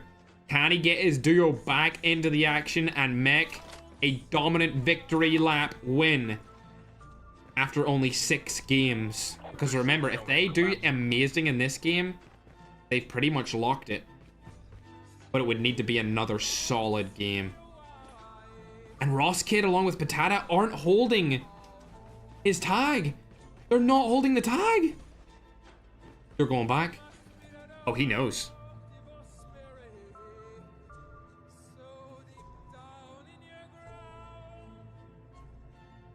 Yeah. Comes down to this. They need to get into the zone. A bull boss knows they need to get into the zone. He's going to take damage here. And he might be able to just get this tag for free. It's looking likely. He's going for it. There's nobody there. Gets the tag for free. Doesn't need to worry about a thing. Trickster comes into play here as well in case anyone was going to shoot at him because he wasn't sure if anyone was there.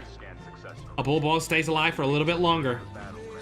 And his teammate is going to make it through in the revive flight.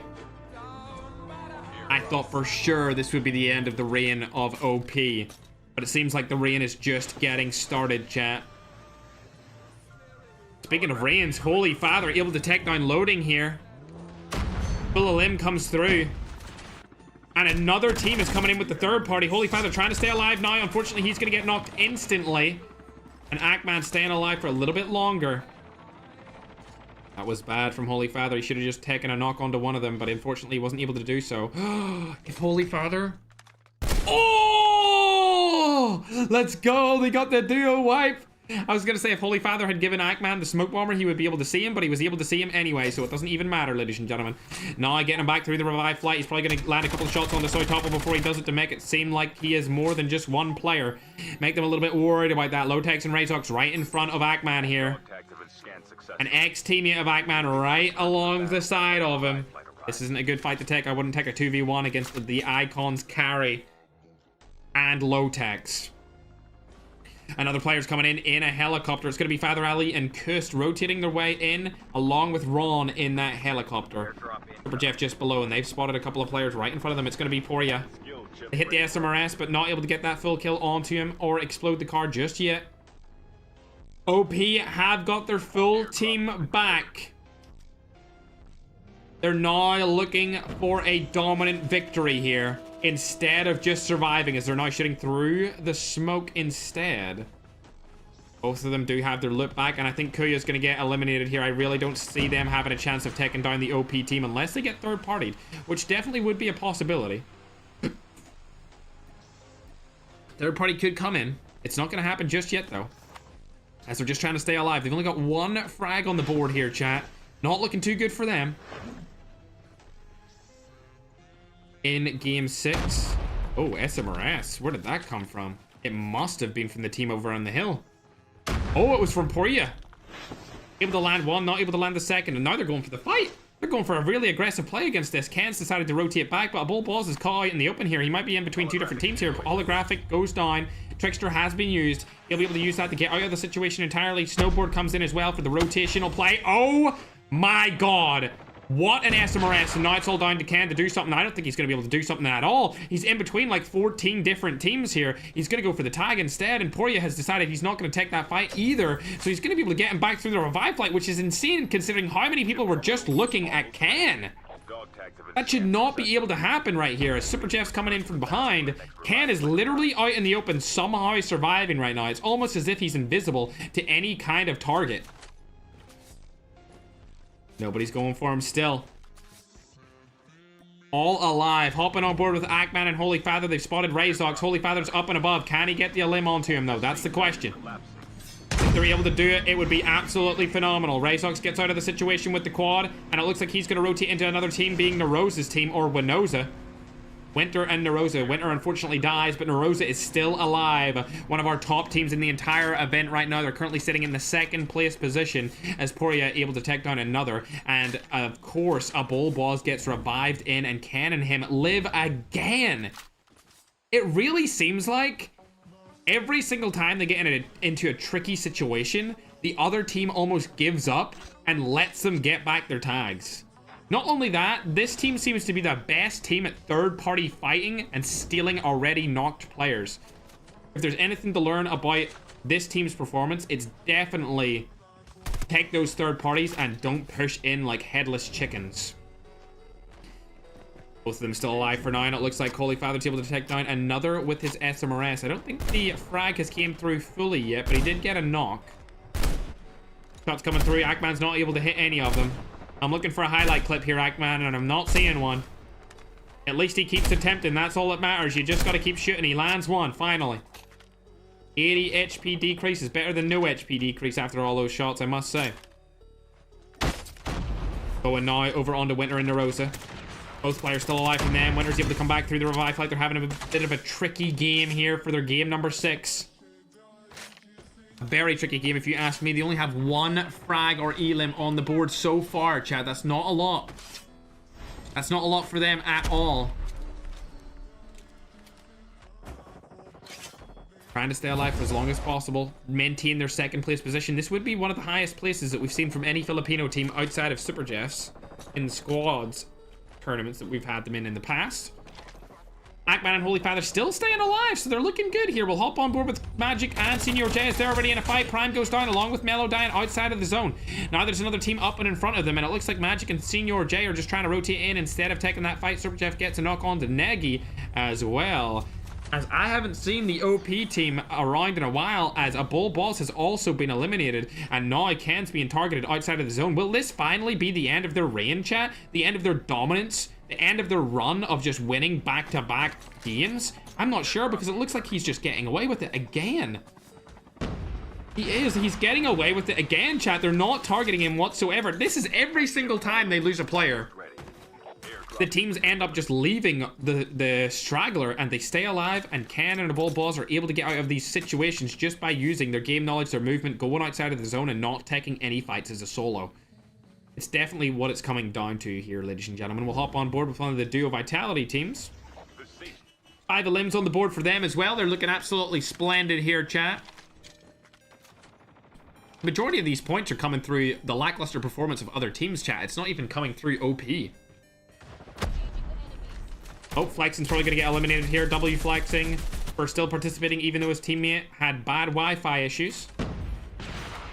That's probably going to be all she wrote for him in terms of this game, I would say. Oh, shots go down. Flexing, see you later, Alligator. Don't worry, we still think you're one of the best African players in the world. That won't affect our judgment of you. You're still the GOAT. Ackman and Holy Father barely inside of the mixed zone. Just about in there.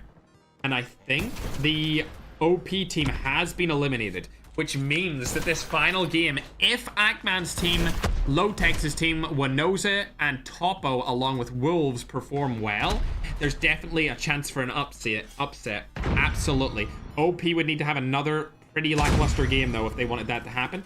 And it looks like shots are going down onto Lynch from Holy Father outside of the zone. Remember, they can't take any of these fights outside of the zone and risk their lives, as there's no more revive flight inside of this game, ladies and gentlemen. No more revive flight at all. They've seen and they know that he's down there. They just don't know how or what is the best way to kill him. Shots go down, able to get the knock onto one. They should push that, absolutely, but they're not going to. They're going to play for a little bit more of a passive play. Instead of opting to push for it and lose their spot in the zone, they're going to stay up top, which, you know what? I actually agree with this play. The first play that I would have made there would have been to land down, and I think them not panicking and trying to get an instant kill will actually help them in the long run, because nobody's stealing that kill from them right now, and also the other players rotating to them instead, plus they have easier rotates into the next zone off of this. This is the good play right here. Now he can go back up. Holy Father shouldn't have ran down like that. That was bad. Holy Father should not have went down for that, I don't think, in my opinion. Oh, this is tricky. They need to take that spot back. You just need to take the hat. Oh, this might be a throw, chat. I hate to be negative about this team. I love these guys. I love Ackman, and I love Holy Father. You guys know. I think Holy Father's got back up. He's kind of got back up. Okay, they're lucky. They're lucky nobody was targeting them right there because that was a throw of a play for both of them to go down. Luckily for them, they're going to get easy rotates into the zone because Can is the only one holding them off right now. Holy Father's already eliminated them. Now, they have 5 kills on the board. They're looking like they could take home this win as well. Shots going on to Narosa. This guy's already got loads of points as well on the board, but he's unfortunately going to die early here, finishing in 5th place position. Holy Father's team are all so in this last contention spot for a top 3 finish. 4 teams still alive. ENG are going to be one of them. He does have the SMRS in his hand. Able to land onto that defender. Shots go down. Oh, that's going to be a tough fight to take. Ackman puts his defender down as well. That car's not exploded just yet. Holy Father needs to heal up. He's not healing up fast enough, ladies and gentlemen. He needs to heal up a little bit quicker than that. King Raph able to take down Barnax and COD Ninja. Now it's a 2v2v2, and I would opt to say that Holy Father's team does have another really good position in the zone here. Do not overexpose yourself. Just third party. Holy Father, don't! Oh my God, Father, why? Oh my God, bro. They threw it again, trying to take a fight. They should be playing for the third parties this late into the zone. At least they got 6 kills, though. As King Raph and Claude are still alive versus Holiday, ENG, and Bolivia. They have 12 kills on the board. The zone's going to rotate in, and unfortunately, because of that overestimated peak from Holy Father, they do drop a little bit earlier. They could have won another game there, but unfortunately, it's not going to go in the way of them. A little bit too over-aggressive there, especially in the final moments of this game. As shots are going to go down between Claude and King Raph, and it looks like it's going to go in the way of the Vitality team.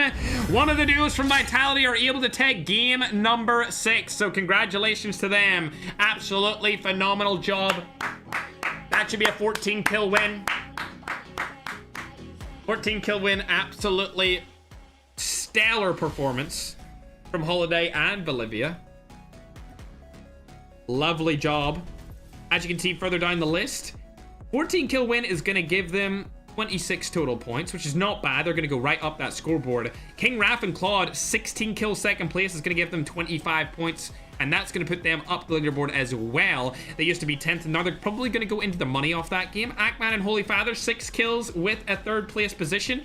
Unfortunate over-aggressive peak by Holy Father, and then a headshot snipe came in onto Ackman as he was trying to figure out what was happening. He should have definitely not taken that fight. There was so much room to work with, and that, I guess, just comes down to not panicking and not overexposing yourselves in those final moments. They're still going to get a few points off of that, chat. A few points will come their way, luckily. I think they'll get about 13 off of that game, which should put them up to around 49 total, which will put them into the money, at least in a top 5 position, I would assume. Then we have Narosa and Winter getting 5 elims in a 5th place finish. That's not too bad at all. They should get 4 points for that. That will give them 9 total. And they're going to go up to 53. So nobody right now is close to IOP. I don't think they are. I don't see Lotex's team anywhere around there. They had a pretty bad performance that game as well. A Bullboz and Ken finished 15th place with 1 point for a kill. Gonna put them up to 75 total points, and it looks like this is the most competitive duo tournament we've ever had. Going down the list, I still don't see where Lotex and Razox are. They got 3 kills that game, so they're not gonna go up many points at all. They're gonna only go up to 47 total points. Soy Topo, what happened to them? 2 points? Yikes, chat. Very disappointing performance from a couple of the leaders here in that game, which means that the middle of the pack players are going to catch up to them for sure. So anyone that was in that like top 10 position is definitely going to go up a lot of places, or even the top 20 different duos is definitely going to go up a lot of places there, ladies and gentlemen, chat. As you're seeing the disappointing teams down at the bottom, make sure to hit that follow and subscribe button if you haven't already. Appreciate you guys. We're closing in on 5 million on YouTube and 2 million on TikTok. My little scrumptiouses. There is nobody so far that we can call out for any kind of cheats, chat. Don't worry. I get the feeling that you want Ackman's team to win. Of course I do. Of course. Me and Holy Father and Ackman are good friends. That's not to mean that I don't like whoever wins. It doesn't matter to me. I would love to see Holy Father perform well in a tournament for once, Namzi, because he has never placed in like a top 3 spot.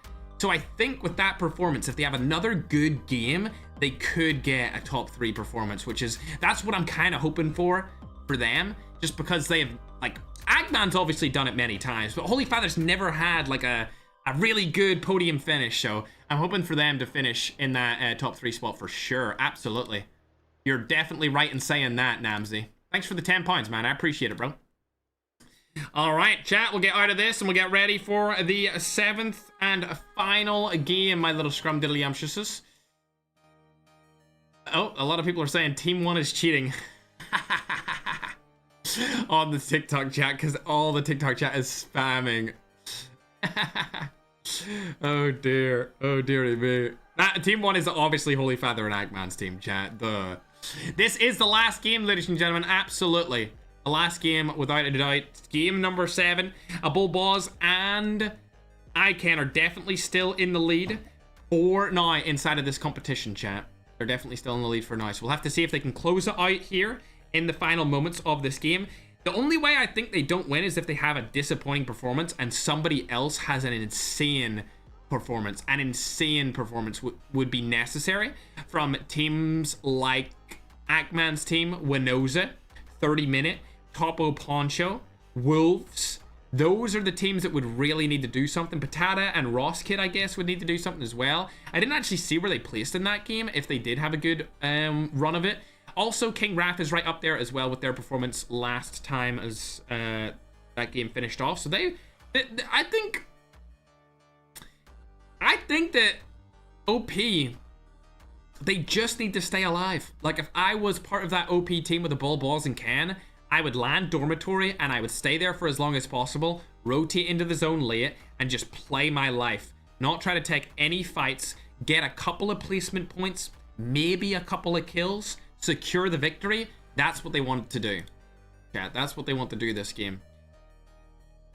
Ferg, the holiday guy that sniped.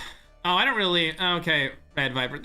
That's not really my decision to make, viewing their like MS and their VPNs and stuff, bro. I'm not gonna lie. All right, chat, we're getting ready for game number 7. It's all gonna come down to this very particular moment. Namsy, thanks again for the 20 pounds. I'll like to cheer up the kids a little in the tournament. Thank you. Much love, Namsy. Much love, bro. I hope you're having a good day today watching the stream, and I hope your team ends out on top. That would be great for your region, bro. That would be twice in a row. The only other team or region that's won twice in a row would be Europe. So it'll be the first time that Middle East has won twice in a row. Every other tournament where it's been back-to-back has been European teams. And I think European teams won like 3 or 4 tournaments back-to-back. So it's good to see that Middle East are rising up a little bit here and coming and clutching up against some of the best teams in the entire world for sure. Caddington. It looks like Flexing and Berlinski have completely given up. The team from Nigeria and South Africa. I know that I get some flack, chat, in the last tournament for saying that the African teams aren't performing well, but I just call it how I see it. Me saying that African teams aren't performing well in the global stage does not mean that I don't like African teams. If I didn't like any region, it's my event. I would just ban them. Obviously, I like the African teams. But the fact of the matter is, we need to get some more African esports going so that you guys can get better and perform better against these European and Middle Eastern teams.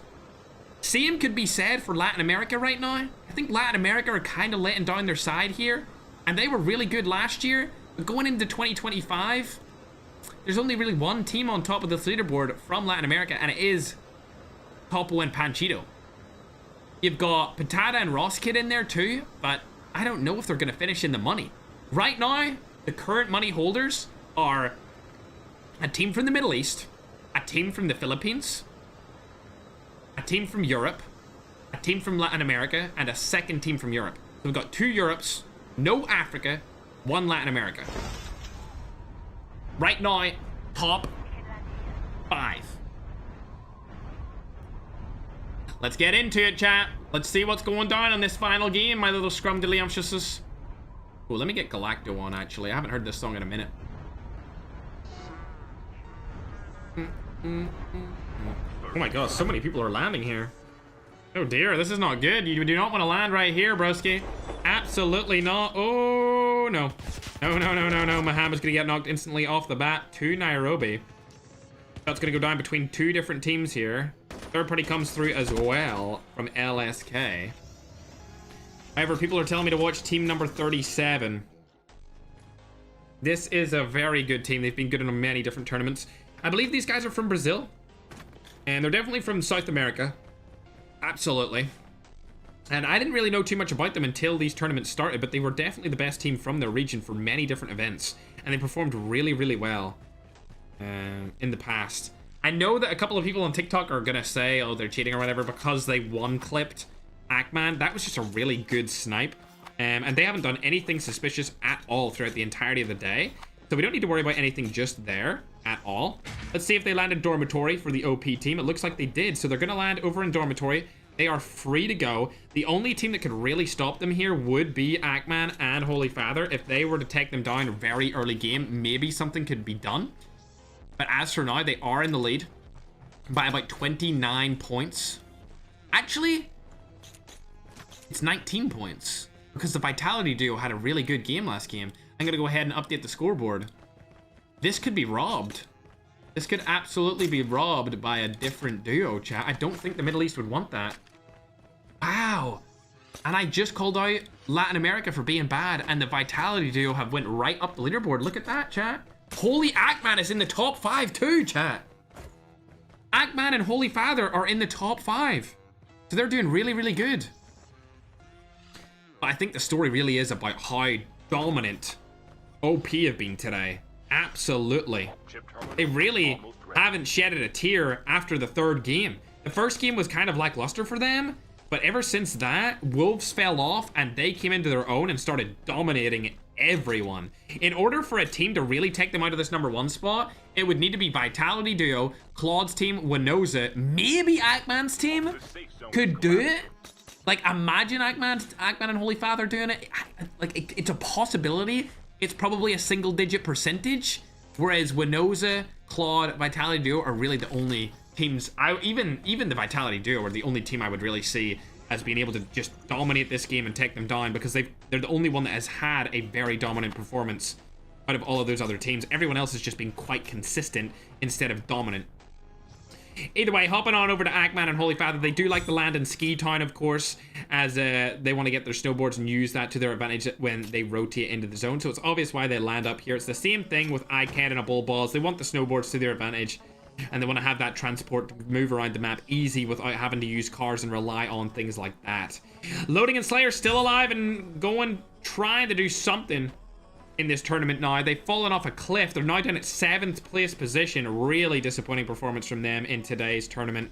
Honestly, probably the worst performance I've seen from Slayer and Loading ever in a tournament finals. So not amused with their performance whatsoever. Was hoping to see a little bit more from them. ENG, Holiday in Bolivia, obviously still landing over by New Vision City. They've been there before and they're going back there again. This is the Vitality Duo that we've talked about a lot in this tournament. Bardax and COD Ninja also kind of fell off. Unfortunately, they've also kind of fallen down a little bit here. They were doing really good for a long time. Pecador, they were 2nd place at one point, and now they're 10th. So they've fallen off a cliff. Oh, let's go down. Not able to get the full kill or a wipe onto them. Oh, even more SMRS is happening here. Secret taking a lot of damage. A third party could come through here for the other team over on Sanitarium. Virus and Secret still alive. Now they're going to get back to full health, and now it's pretty much an even fight unless a third party comes through. And I feel like he's going to rotate around the side as Magic has died, Senior J has died, and those guys had a terrible tournament. They are out, and I believe they're not even finishing in the top 10. Ratisma is also out as well, not finishing in the top 10. Secret's trying to make something happen here. Bardax and COD Ninja just right beside them. Virus has rotated far and away back now. Ooh, nice SMRS. Just barely didn't hit him. Secret has been spotted by COD Ninja. Not able to land any of the shots onto him. Shots go down. Finally able to land something. Not going to get the knock. So that was a pretty terrible fight for both sides of the argument there. ENG probably going to need to take a couple more fights than I would say OP need to take. Simply because they are 2nd, not 1st. So they need to take these fights as opposed to running from them. They could have probably taken a third party position there and got 2 free elims, but they didn't go for it, surprisingly enough. They're going for it now, though. A little bit late. Will it be too late, too sorry? Or will it be the perfect play, though, as they've spotted Slick right here. Shots are going to go down. Landed a couple of them. He's going to get knocked right here, and this might be it for Team ENG. It's not looking too good. He does have a defender in his hand. He's going to get Shot from the side again. Oh, barely getting away for now. He's one shot and he is eliminated. Too late, too sorry was exactly what happened there, ladies and gentlemen. And now, the only team that really looks like they can take down the OP roster will be King and Claude. As Holy Father's able to take a double kill right there as we watch. Enemy down. Enemy down. Damn, I haven't heard that voice line in a while. Chapo take down one of the opposing team. It's going to be an RGT styler. See you later, rotating down and around. Do not want to take that fight at all. Stellar stays alive for a little bit longer along with Chapo. It's gonna be Africa versus Philippines here in this fight. Chapo already has 4 elims on the board, which is phenomenal this early on. Especially since we're only watching that first zone close in. Oh, he hasn't watched him. I don't think he's seen him. Wow. Could easily go and get this kill here. Oh, he missed the shot. He's gonna get turned on. Oh, baby Chapo. The pride and joy of Africa gets absolutely dominated on the main stage in front of everyone. Unfortunate situation for him to be in. Let's hop on over to Akman now. As Holy Father has been eliminated, he does have 3 elims though as well. So these guys have actually came back in this tournament and performed really well in it. 3 kills. They're already 5th place. They could take over the Vitality duo if they do a couple of more frags here and there. Maybe even just place pretty high, and they'll be able to take them down. So they could go into 4th place in just a moment. We'll hop on over to Narosa. Is there another team up for contention here? Nobody's around them, so they don't need to worry about anything just yet. How about a Ball Balls and Can? They have 0 elims so far in this game. Is there anyone even around them? Oh, there is. There absolutely is. It's going to be COD Ninja and the boys over along the left side, and then a couple of teams on the right. Slayer and Loading. If there was a team to take down the main roster, it would be this team, but they're going to be distracted here, and Loading's not going to know that a Bull Balls and Ken are going to sneak up from behind. Oh no, this is bad. Oh, this is bad. Oh, it's going to happen right here, ladies and gentlemen. He spotted Slayer. Slayer's been spotted. I don't think that they know that they're there. Maybe footsteps have been spotted as well. I don't think that it's likely. Loading has been knocked. Oh my god, they barely got away with it. Loading's alive for a little bit longer. He's trying to be seen through the smoke. A Bull Ball's not able to land the shots just yet. Ken's gonna get flashed here. He's gonna rotate out. A Bull Balls and Ken rotating away. They do not want to take that fight whatsoever against Slayer and Loading. They had no idea that they were there. Loading, staying alive for now. Bull Balls and Ken also getting back up to full health, but unfortunately this is going to be a third-party situation for Loading. He needs to run away from this or get some sort of smoke play. You need to smoke off the other team. Something needs to happen where Loading can get closer to them and make a play. That's exactly what's going to happen. Shots go down. Loading's probably going to die here, I would say. Not just yet. OP still haven't third-partied this like we're known for. Nice little kill coming through there from Loading. Oh my god! And the third party doesn't come through in time. Loading stays alive for a little while longer. So does Slayer. Smoke Bomber comes down. They're going to try and loot up. And I think OP might go in for the push here. That's exactly what they're going to go and do. They're going to try and push them out of this situation. They're doing a little bit too late, though. Ackman falls to Super Jeff. We'll hop on over to that now that we've spotted that fight. Holy Father, last alive on his team as his teammate has fallen. We want to see these guys get into the top 3 situation and finish in a podium place. Holy Father's probably getting calls for Ackman to say, don't fight this. Let's try and get this podium finish. Let's try and get a top 3 for us just for now. Loading and Slayer staying alive still. Not sure where the OP guys went. They must have rotated away. It looks like it. I wouldn't take a fight against this duo if they came at me with knives, let alone a bunch of guns like an AK-117. So OP rotate out of this situation. They still have 0 kills. No points gained from them so far. I know the entirety of the Middle East wants to see them win. The question is if it's a possibility or not. Can they win? Oh. They don't have anyone around them anymore except for Slayer, but it looks like Synth and Lynch are rotating into the zone using cars. I don't think they'll take that fight, though. I think they're going to be safe rotating into the zone. They won't have anything to worry about. The only thing that Holy Father needs to worry about is getting back Ackman's tag. I don't know if he got it there. Hopefully he is either going to get it or he got it. as Narosa also has a couple of frags on the board as well. It looks like Shen Gaming has been spotted over and outside the zone. They do have a bike to use to get inside of it. There's only 22 teams left inside of this competition, chat. Remember, this is game number 7. It's the final game of the entire event. So I appreciate you guys all coming out today to watch the chaos ensue as Slayer takes down one of the rotators. That might be a calling for OP to take that fight against them, as OP were right in front of them. Let's see where they went. Oh, they're thinking about going back. This is oh, that's not a good fight to take. Lots of different teams over and around here. You don't want to take that fight. Ali and Kus are going to need to hop out of that car, and they're probably going to be the first team to give them some sort of points here. As Father Ali's getting targeted across the map, and Kus has finally got out of his car. OP, Ken, and a Bull Balls are going to be taking these guys down from afar here. They should not have went through the bridge, and it looks like Slayer and Loading are going to opt to go a different way. They're not going to take a third party against OP. They're not even going to go close to them. They're going to rotate around the entirety of the map instead. And now Kust and Father are in a 2v2 against the top team inside of the tournament so far, with pretty much no health left to use. A Bull Balls rotating into the zone instead. Do not want to take that fight outside of it. They know that if they lose an early game fight, they might lose their #1 spot. Keep in mind, there's still 21 teams alive and they have no points whatsoever. Opting to go down for the loadout drop instead. Probably going to go for a custom AK-117. Let's see what he picks. Absolutely. Custom AK-117. It got nerfed recently, but it's still the best AR in the game for these players to use. Both of them opting to pick it up as well. And I think that Kust and Father Ali made it into the zone there, along with Slayer and Loading. Haven't had an update from Akman and Holy Father in a while, though, but it looks like they're trying to rotate into the zone, and the zone is pretty far away from them. Luckily, they have a free rotate in for the most part.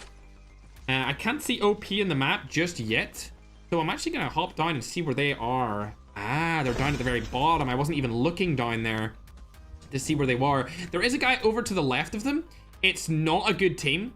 So I would actually say that these guys need to run. Oh my god, they're going to throw. This is going to be the first team wipe. This is not a formidable opponent. Vector and McCoy are here for fun. They are not here to win. So if Ken and the Bull Balls were to take them down, it would be a swift wipe and 2 easy eliminations onto their total. For now, I can see a Bull Balls is just trying to look across the map here to see if this team from Kust and Ali decide to rotate through. It's not going to happen just yet, though. They're going to stay alive for a little bit longer, and we'll leave OP for now to avoid any kind of stream sniping measures. Akman is over and around Loading and Slayer. They're actually behind them. Don't want to take that fight either. It looks like there's different fights happening, and I think OP are actually in that fight. A Bull Balls has been knocked. Where's Ken? Where's Ken in all of this? I don't see him. It's a third party coming in too. Smoke Bomber's in. Can he do anything to help his teammate? It's looking likely.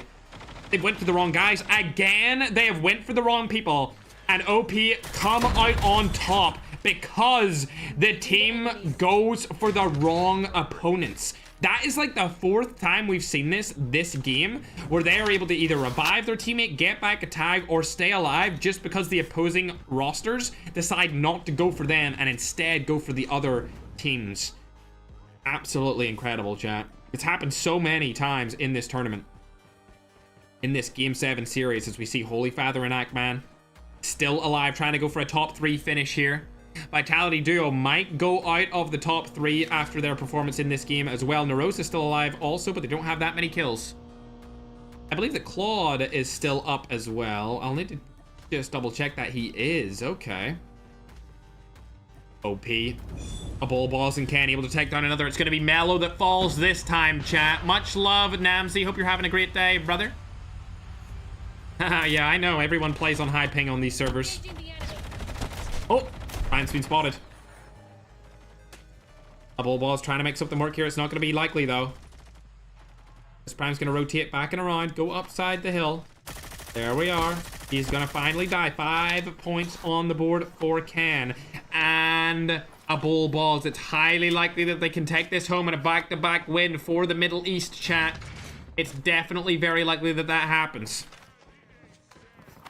As Exotic goes fighting people up on top of the hill here. They don't want to take that fight. It seems like they're going to play a little bit more passive. They do have all the kills that they need, in my opinion. They just need the placement points, and it looks like since nobody is close to them, they should be good to do so, as Loading is going to be able to take down 2 more players, take down the entire Super Jeff team, and they're going to be eliminated as well, as we hop on board with Lowtex's team as they're sitting on top of the platform. Snipes go down, able to take down Lele right there. Oh, bang, not able to land that, but Lowtex is able to land the shot with his sniper. SMRS, bang, Lowtex gets the kill on to Lele, but the second kill does not come through just yet. Still needs to stay focused. The game's not over at all. Still 11 teams alive. The zone is actually quite big for 11 teams if I pull it up right here. Yeah, it's just quite an open zone, and there is a lot of divots to use to keep people alive, which is good for all of the teams still in it. Lowtex's team fighting to go into the money here. Akaza. Should be a free kill for him. There we go. Comes through from Ranzu. Love to see it. Kaza and Ranzu trying to stay alive for as long as possible, but Lowtex's team are now targeting them from above the platform. Land that shot, Lowtex. Land a shot. Not able to do so, unfortunately, from him. I can't able to take down Exotico. These guys are still remaining dominant, even though they've been targeted so many times from so many different people. Akman's going to get hit by an SMRS across the map from one of the OP players. The snowboard comes down. A retaliation SMRS comes through from Holy Father, but unfortunately he misses it. Holy Father trying to make something work. He puts a smoke down. Not a smoke bomber, though. Just a smoke. Trying to stay alive for a little bit longer here. We can see where the next zone goes, and it looks like Holy Father does have the best zone position. Unfortunately, he is still getting targeted by the team of OP. And now, with Slayer and Loading coming in from the other side, they are in a difficult situation to stay alive. Loading ends up landing, and that nade comes through. The full kill comes through from a bull boss. As we've seen many times before, these guys are a class act at stealing knocks. If you ever have a knock in the game, you want to get it as soon as possible, because more often than not, a bull boss and Ken will steal it from you. Oh, Lowtex has been spotted trying to get into a chopper right there, chat, but it's not going to happen. Unfortunately for him, he's going to get knocked in. Oh, actually not knocked. He's going to get his helicopter destroyed instantly from a bull boss. Only 7 teams left. It would be quite the finish if OP could clutch up this final game, finish first, and win the entire tournament. But we'll have to see what Holy Father's up to. Oh my God! He eliminated both of them with one SMRS rocket to end their dominant streak, chat.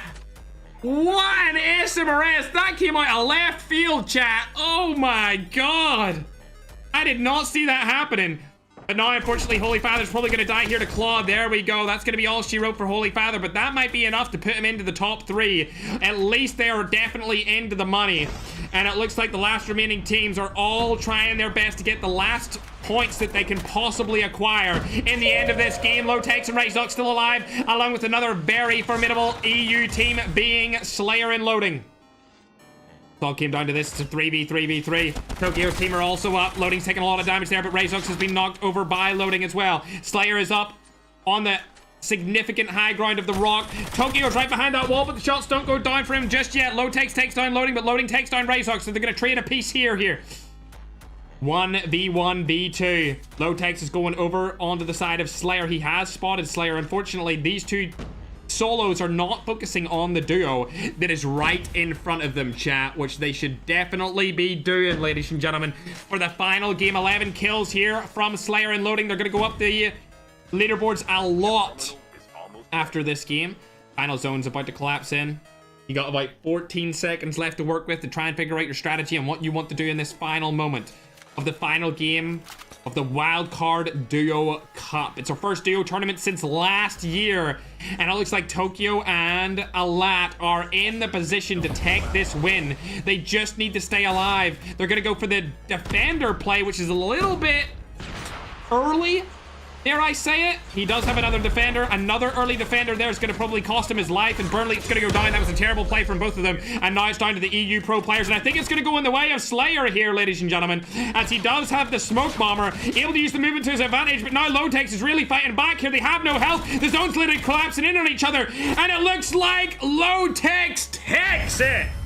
A phenomenal game from Lowtex there to finish off the Game 7 series of the Wildcard Duo Cup. with players from every region across the world and some of the most dominant performances we've seen in individual games thus far in any of our tournaments over the last 11 months. 9 kills and a win coming through from Lowtex and Razox. That's going to really beef up their scoreline here as we get ready to reveal to you guys where everyone placed. Solid performance there from Holy Father. Absolutely crazy SMRS to take down the top dogs, being OP going into that match. Couldn't believe it. Absolutely couldn't believe it. Phenomenal stuff there, Holy Father. A good performance from both him and Ackman. Fingers crossed they get in that top 3. We were really hoping for it. It might be the case here, chat. It really might be that they get into the top 3, and if so, that would be a historic run for both Holy Father and Ackman in this duos event. As for now, Lowtex is going to add a lot of points on, and so is Loading and Slayer. I don't think they will take over a lot of players in that top 3. Vitality Duo are going to drop quite significantly here. Claude and King Raph, I don't think will drop really at all. And I don't think Ackman will be able to go into the top 3 because of that. And then we've also got Loading and Slayer that might push up a little bit along with Lowtex. So fingers crossed they at least get top 5. But we'll have to wait and see who finished first. If I had to guess, it would be that OP roster. The team's gonna go ahead and calculate up the scores for now, chat, but what a day of the Wildcard Duo Cup event. Phenomenal performances from so many different teams, many different regions, and I'm pleasantly surprised by Ackman and Holy Father's performance. Let's see if they play with each other again in a future tournament, chat, because that would be absolutely phenomenal. If you're new around here, make sure to subscribe or follow depending on what platform you're on. Remember, we're closing in on 2 million on TikTok and 5 million on YouTube.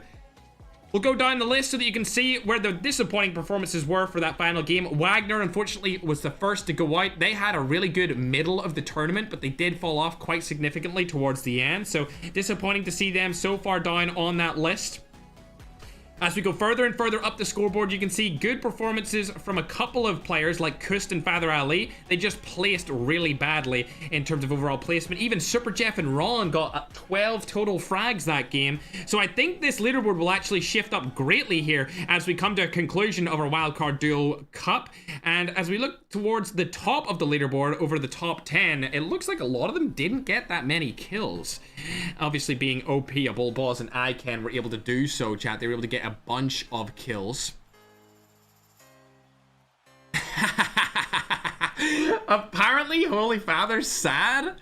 Why? They did so well, chat. That was the best performance I've ever seen from Holy Father. That was unbelievable, especially that wipe that he got onto the OP team. That's gonna be a legendary clip to say the least. But we're getting the scores tallied up. If I had to guess, I'll say Ackman's team are top 5, OP's team are top 5 in the money. I'm gonna put Lowtex's team, King Raph's team top 5 in the money. Those would be 4 of the picks I would put as top 5 in the money. And Claude's team, so it would be like OP, Claude. Where did Narosa place? They only got 7th place with 2 frags. I don't know, they might be 5th or 6th. It's gonna be close. I think they might have gotten taken over there, chat. It's gonna be a close list. Absolutely, but I would say that Lowtex's team are definitely up there. Wolves, Ackman, King Raph. Honestly, the Philippines teams might have fallen off there a little bit, other than Ackman and Holy Father, chat. They might have fallen off just a little bit, but we're getting the scores updated for you guys just now as we wait for that graphic to come over. Thank you very much, Latos, for that generous donation. I appreciate you, bro. Appreciate you. Damn, chat. Is Holy Father really that sad? Oh, that's a shame. What about Chapo? I think Chapo's team kind of fell off. Actually, they did fall off that tournament, unfortunately. They definitely aren't in the top 5. Definitely not in the top 5 at all. Vitality Duo would have fallen off in that last game. Pancho as well. Patata, Pucuador, Wagner Wash, Wagner Nash, Peace and Love, Latecomers, IE Sports, Super Pip, Secret. Those kind of teams all finished really, really low compared to kind of where you would probably want them to if they're your #1 team and you want them to do the best, which is kind of unfortunate. It is what it is. But Father did really good today. So did Ackman. They performed super well, so congratulations to them for performing so well. Along with OP, they absolutely dominated on the day. Bullballs and ICANN are kind of known as being the best players from the Middle East, and it feels like they're probably about to do a back-to-back swoop, similar to what we've seen from the EU region just a couple of months back.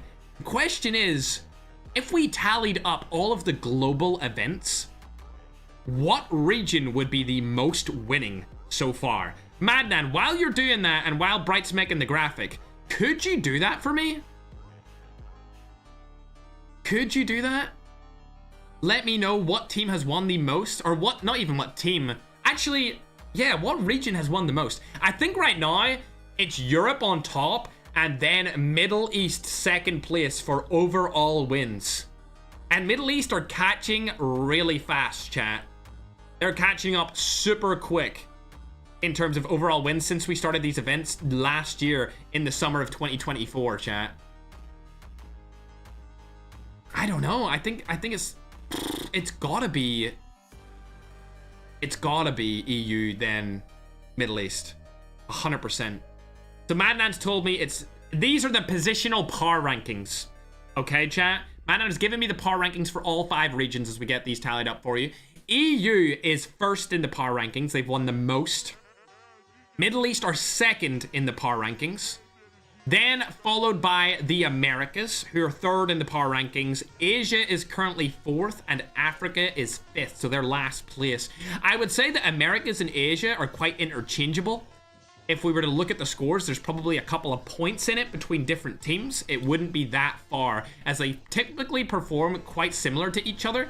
And then the Middle East has only really come in the last 4 tournaments or so and really shown how good they are. So it's good to see that a new region does join the fray and they're able to do something very good, chat. So shout out to the Middle East for that. Absolutely, it was a phenomenal day of Duo's wildcard, chat.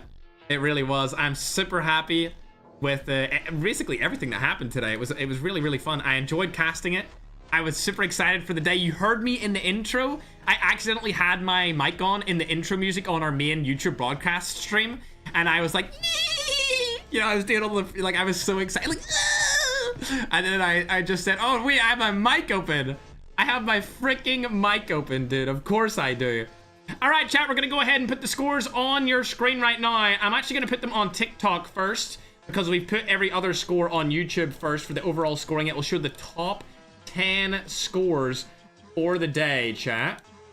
There it is over on TikTok for both of them. And of course, YouTube, here is the final scores. As you can see, undoubtedly, Team OP have finished on top.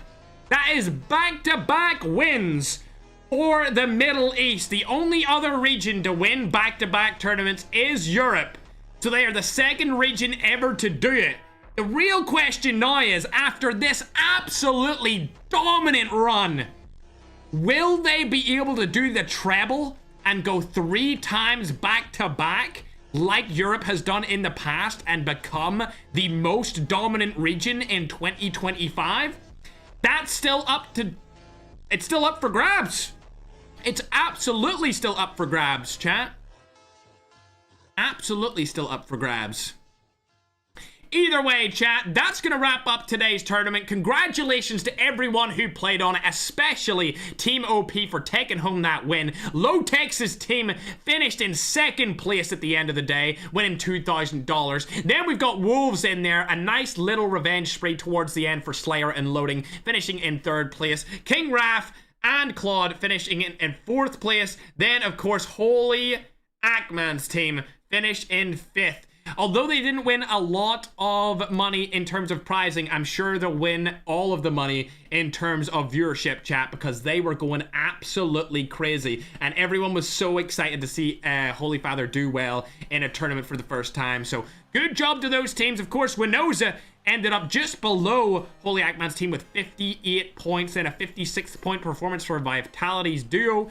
Topo and Pancho ended up falling off quite unfortunately towards the end. Team Patata and Ross Kid as well further down there, along with the 10th place finishing team being Perkador, chat. What a day of tournament hosting, chat. It's been your host, Ferg, of course. My voice is shot.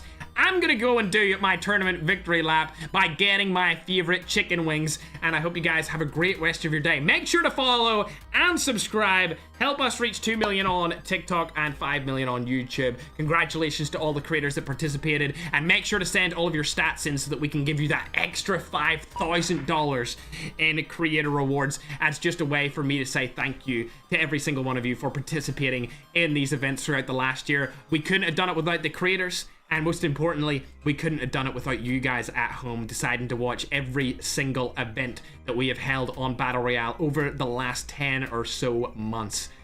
So with that being said, chat, it's been great. Cheers! This is water. I'm just letting you know, it's water. Cheers to everyone.